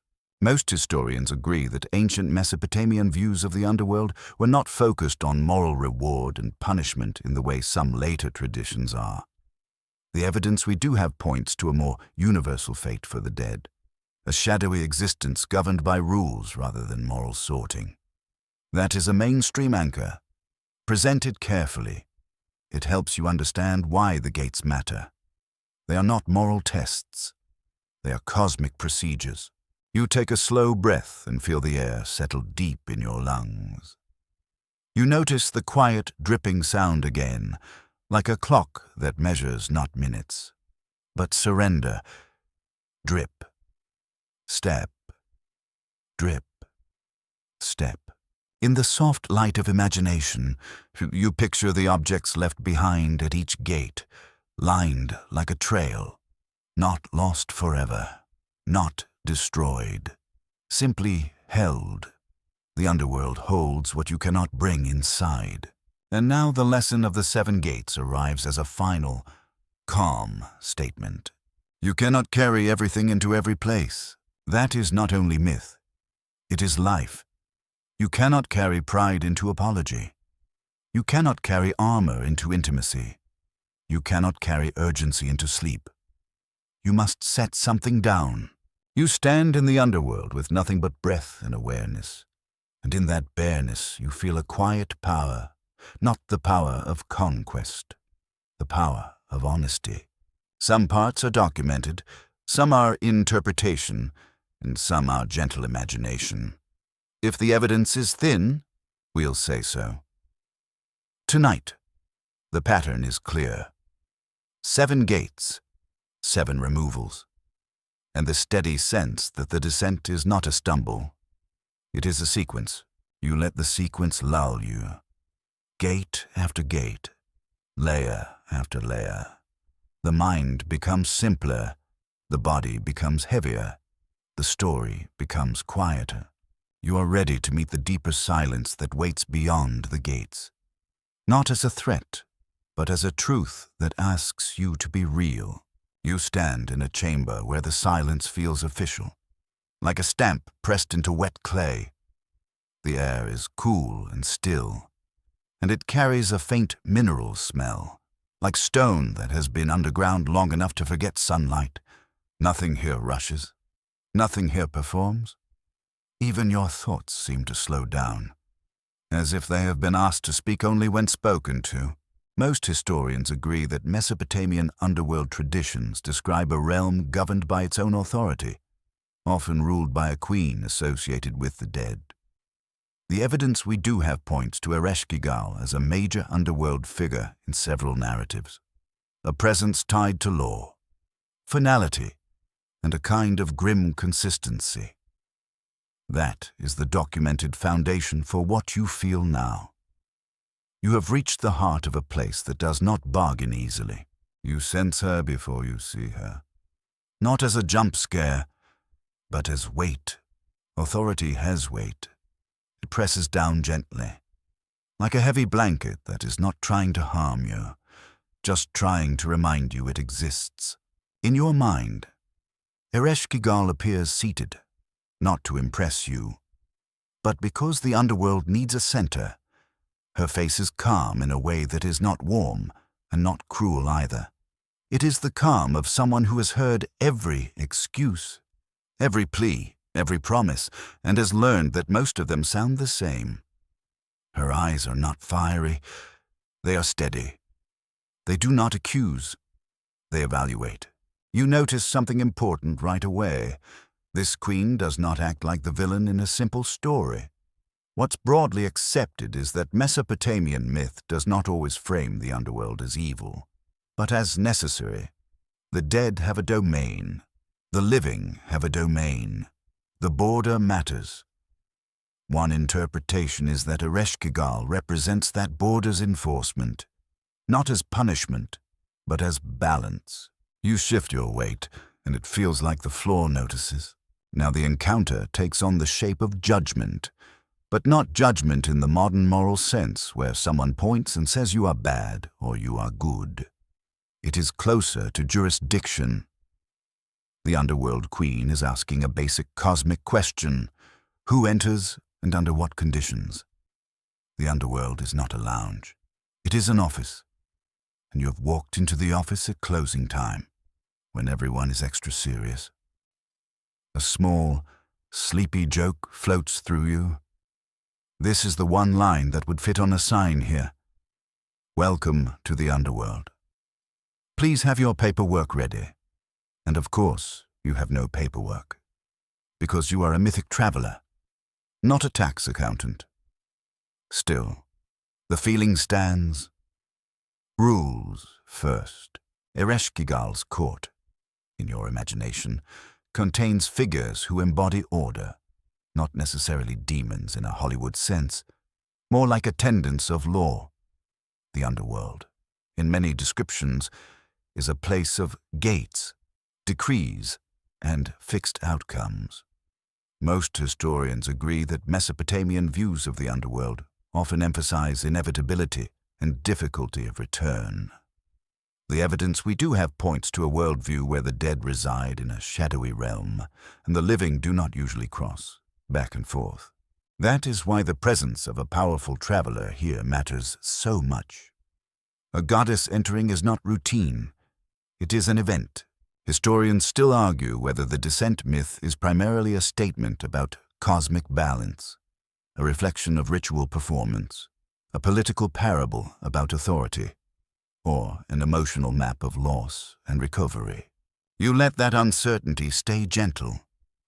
You do not need a single answer to feel the story. Ereshkigal looks at the traveler, and the traveler stands without ornaments, without titles visible, without the usual signals of rank. That lack of display changes everything. In the world of living cities, status can walk ahead of you like a trumpet. Here, status is stripped away. What remains is presence, intent, and the fact that you are in the wrong place to pretend you are untouchable. One interpretation is that this moment explores the limit of divine power, even gods. In Mesopotamian myth, operate within a larger cosmic order. There are realms with rights. There are rules even beauty cannot charm. There are doors even courage cannot kick open. The judgment, in the narrative tradition, is severe in consequence. In a calm retelling, you do not focus on harsh imagery. You focus on meaning. The underworld asserts itself. The traveler is halted. The traveler is contained. The story conveys a truth the ancient audience would recognize. No one enters the land of the dead and simply strolls out unchanged. A quiet heaviness spreads through the chamber, as if the underworld is saying, now you will learn what this realm teaches. Now, the myth turns toward the problem of return, because return is not granted like a gift, it is negotiated like a treaty. Most historians agree that many ancient myths treat return from the underworld as difficult and conditional. The evidence we do have points to patterns where substitutes, bargains, or divine intervention become necessary. In this tradition, help arrives through cleverness and connection, not brute force. This is where the story becomes surprisingly human. When someone you love is trapped by rules, you do not always win by smashing the rules. Sometimes you win by understanding them better than the system expects. You imagine messengers moving between realms, not running, not frantic, but urgent in a controlled way. In some versions of the tradition, a figure close to the traveler is instructed to seek help. That kind of detail fits the broader Mesopotamian theme that cosmic order responds to correct procedure. You send the right plea to the right place. You speak the right names. You present the right offerings. It is not magic like a button. It is protocol like a key. A more cautious explanation could be that the myth reflects how ancient people experienced power structures. If you want something, you appeal to authority. You navigate hierarchy. You use intermediaries. The gods, in stories, behave like institutions because institutions are what people know. In the chamber, you feel the underworld queen's presence shift slightly. Not into pity, but into recognition of a process underway. She is not easily manipulated, but she is not irrational either. If there is a lawful path, she will insist it be lawful. That is her character. Now the narrative introduces a fascinating tension. Ereshkigal herself is not portrayed as unaffected. In some tellings, her distress, anger, or pain is part of what drives the situation. That does not make her weak. It makes her real within the myth. One interpretation is that the underworld is not a cold machine. It is a realm with a ruler who feels the weight of her role. Imagine being responsible for every ending. Imagine being the one everyone fears. Not because you are cruel, but because you are final. That is a lonely kind of authority. A gentle joke drifts in again. Because your sleepy brain loves contrast. The Underworld Queen is basically the ultimate event planner for endings, and nobody ever leaves her a nice review. 1 star. Too much darkness. Hard to park. Would not visit again. But behind the humor is the human pulse of the story. The myth does not ask you to hate Ereshkigal. It asks you to respect the boundary she represents. Now the help arrives, often described as small, subtle, and clever. Figures are formed or sent who are not intimidating warriors. They do not threaten. They listen. They empathize. They mirror pain rather than arguing with it. One interpretation is that this is the secret technique of return. You do not escape the underworld by force. You escape by acknowledging grief, by responding to suffering with presence. This is a powerful idea. But we keep it safely labeled as interpretation. The evidence we do have is narrative text, not a therapy manual. Still, myth can carry psychological truth without being written as psychology. A fringe idea proposes that the return sequence encodes an ancient method of trance or ritual rebirth, suggesting initiates symbolically died and came back. This theory is not widely accepted, and direct evidence for a specific standardized initiatory program is limited. But if we treat it as a possibility rather than a conclusion, it adds a calm cinematic layer. What if the descent and return are a rehearsal for your own nights, teaching you to let go and come back gentler? A more cautious explanation could be that societies tell return myths because people crave hope against finality. You cannot negotiate actual death in daily life, but you can tell a story where the cosmic boundary is acknowledged and still. Somehow, movement occurs. In the chamber, Ereshkigal responds to the correct approach, not because she is fooled, but because the cosmic order recognizes lawful procedure. A path opens, a condition is set. The traveler can return, but the return is not free. It is balanced. This is where the substitute idea often enters the tradition. The underworld does not release without receiving. That is not morality. It is accounting. It is the strict symmetry of a realm that exists to hold what leaves the living world. You feel the story tighten again. Return is possible, but it carries a demand that is emotionally sharp. Someone must take the place.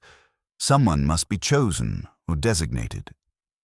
This is where the myth becomes a mirror for hard decisions, if you are pulled back into life. What cost follows? What exchange has been made? In your calm retelling, you do not turn this into panic. You let it be solemn. The underworld's law is not cruel for cruelty's sake. It is consistent. It makes the return meaningful rather than casual. Now, you imagine the traveler rising, not triumphant in a loud way, but restored with a quiet intensity. The return from such a realm would not feel like winning a contest. It would feel like waking up after a dream that changed your breathing. You might look the same, you might sound the same, but something inside has been rearranged. Most historians agree that myths of descent and return often function to explain cycles and changes, including fertility patterns and social renewal. The evidence we do have points to storytelling traditions that connect divine movements with the health of the world, even if the exact interpretation is debated. The narrative purpose is clear. The goddess's absence and return matter.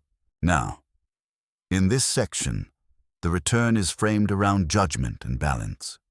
Ereshkigal's role is not to be defeated, it is to be acknowledged. The underworld is not conquered. It is negotiated with respect. You feel a final look from the underworld queen. Not affectionate, not hostile, simply final. It says, "You may go, but you will remember this realm, not as trauma, but as knowledge. You will remember that power has limits, and limits define power." A third small joke slides in, soft enough not to wake anyone up. You imagine the traveler leaving and the underworld queen calling out, in the tone of a tired clerk, "Next," and somewhere in the darkness, the line forms, orderly as ever, because even eternity has a cue. You move upward in your imagination, feeling air warm slightly, feeling sound return in small increments. The return is not an explosion of light. It is gradual, like dawn. That gradualness is soothing, and it fits the idea that transformation is not instant. It happens in layers. Some parts are documented, some are interpretation, and some are gentle imagination. If the evidence is thin, we'll say so. What is solid here is the mythic architecture, an underworld with authority, a queen who enforces its rights, and a return that comes through lawful balance rather than brute force. And the mist, the cinematic possibility, is quiet and personal. What if every time you face a hard truth and come back to your life, you're doing a tiny version of this story? Not literally, not historically, just emotionally. You lose something, you gain something, you return changed. You take a slow breath and let your shoulders soften. The underworld fades behind you, not as a threat, but as a reminder of boundaries.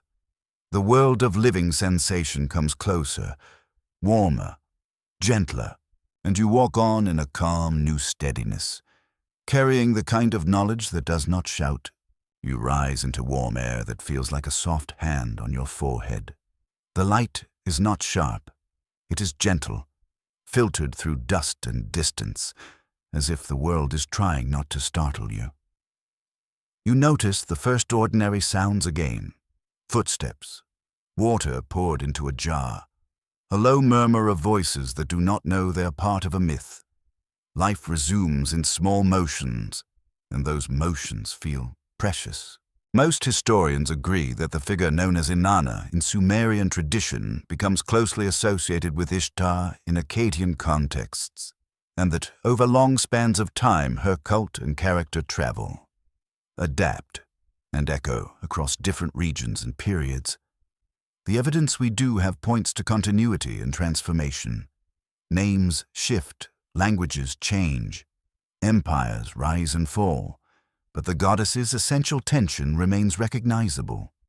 Love and war, desire and power, beauty and force. One interpretation is that the myth survives because it fits the way humans actually feel. People are rarely only gentle. People are rarely only fierce. People can want intimacy and dominance in the same heartbeat. A careful reading might suggest that Inanna and Ishtar endure because they refuse to be simplified. That complexity is not a flaw.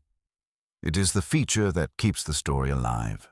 Historians still argue whether the biggest driver of her changing image was political change, theological development, cultural borrowing, or the simple storytelling habit of remixing what works. You walk through a street where someone is painting a simple emblem on a clay wall. It could be a floral pattern. It could be a star-like mark. It could be a symbol that means more than the painter will ever explain to you. The painter does not stop to deliver a lecture. The painter just paints, because humans keep things alive by repeating them. A priestly figure passes with an assistant carrying a small bundle. The bundle contains everyday objects, oil, cloth, perhaps a tiny figurine, nothing grand. Yet these small objects are the way devotion moves through time. You feel the calm truth. Religion, for most people, is not constant spectacle.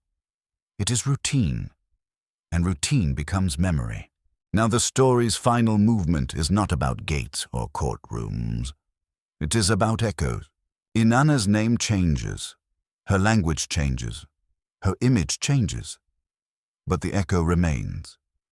Ishtar appears in different cities, in different hymns, in different politics. In some contexts, she is emphasized as a warlike protector. In others, she is emphasized as a source of fertility and desire. What's broadly accepted is that deities in the ancient Near East often gained or shifted attributes as cultures interacted and empires expanded. The evidence we do have points to religious syncretism and adaptation over time. One interpretation is that the goddess becomes a bridge between worlds, not only the living and the underworld, but also between cultures. When a new power arrives, it often keeps older sacred forms, reshaping them rather than erasing them completely. That is a quiet strategy of continuity, and the goddess, with her flexible intensity, fits easily into new frameworks. A fringe idea proposes that the endurance of her story indicates a hidden lineage of secret knowledge passed carefully from temple to temple. This theory is not widely accepted, and evidence for a single coordinated hidden tradition is thin. But if we treat it as a possibility rather than a conclusion, it adds a cinematic flavor. What if each generation sensed there was more to the story than words could hold, and kept retelling it to feel that extra depth? A more cautious explanation could be that the myth remains because it is emotionally useful. It gives shape to fear of loss. It gives shape to longing. It gives shape to ambition. It gives shape to the feeling that life pulls you down sometimes and still expects you to climb back up. You pass a courtyard where someone is singing softly while grinding grain. The song is not fancy. It is not performance for a crowd. It is one person keeping rhythm with work. This is how stories really survive, through small repetitions in ordinary lives. You notice a child watching the singer. The child's eyes are wide, absorbing the melody like it is food. The child will not remember every word, but the child will remember the feeling. And that feeling is the seed of future retellings. Now you let the narrative settle into what's broadly accepted about why these myths mattered. They were not only stories for entertainment, they were frameworks for understanding. They explained why the world feels unpredictable. They suggested that even powerful figures face limits. They offered images of balance, exchange, return, and consequence. The evidence we do have points to a culture that used myth as a tool for meaning, not as a casual hobby. One interpretation is that the descent myth offers a respectful way to look at endings without turning away. It does not pretend loss is not real. It does not promise an easy escape. It shows that even a goddess must face the underworld's authority. That can feel heavy, but it can also feel honest. Honesty can be soothing because it stops your mind from fighting reality. A small joke drifts by like a feather. Your brain is like, okay, so even a goddess cannot avoid the underworld. And here I am, thinking I can avoid bedtime by scrolling for just 5 more minutes. The universe is quietly unimpressed. You walk toward a section of the city where traders speak different accents. You can hear a new language shape familiar ideas. This is the living process of cultural exchange. In that exchange, Ishtar's name travels. Her story travels. Her symbols travel. The goddess becomes a shared figure across boundaries, and that is part of her power. Now the cinematic possibility arrives, soft and safe. What if your own nights and mornings are tiny descents and returns too? Not as a claim about ancient ritual, not as a scientific statement, just as a feeling. Each night you set down your day. Each morning you pick up a self again. Some mornings you feel restored. Some mornings you feel changed. Either way, you are participating in a rhythm older than any city wall. You stop near a well where water is drawn slowly. The rope creaks, the bucket rises, the water glints. It is a simple image, and it feels like a good closing symbol. Water goes down. Water comes up. It changes hands. It sustains. It repeats. You can see why ancient people would feel the world's cycles as sacred. Historians still argue whether the descent and return motif should be read primarily as a fertility cycle story, a political myth about authority, a theological statement about cosmic realms, or a layered narrative that can hold many readings at once. That uncertainty does not weaken the myth. It strengthens it. It means the story can meet different listeners where they are. Now the wind down begins, and the pacing slows, and the words soften like fabric. You let the city details fade a little, not because they are unimportant, but because your mind is ready to rest. You feel the warmth of air. You feel the weight of your body. You feel the small comfort of breathing. Your eyelids might be heavy now. Your jaw might be loosening. Your shoulders might be dropping. Good. That is the point. You allow yourself to hold 3 layers, gently, without forcing them into one shape. Some parts are documented, some are interpretation, and some are gentle imagination. The documented part is that people in ancient Mesopotamia told stories about Inanna and Ishtar, and those stories were preserved and reshaped across time. The interpretation is that the stories reflect human realities, politics, emotion, and the need for meaning. The imagined part is the cinematic feeling of walking through Uruk, hearing voices, sensing the underworld's quiet lore, and returning to warm air. Now you let the imagined images dissolve into something simpler: a lamp flame, a bowl of water, a song under someone's breath, a star that fades as the sky brightens, a quiet street where the day begins without needing applause. You do not need to solve anything tonight. You do not need to choose a single explanation.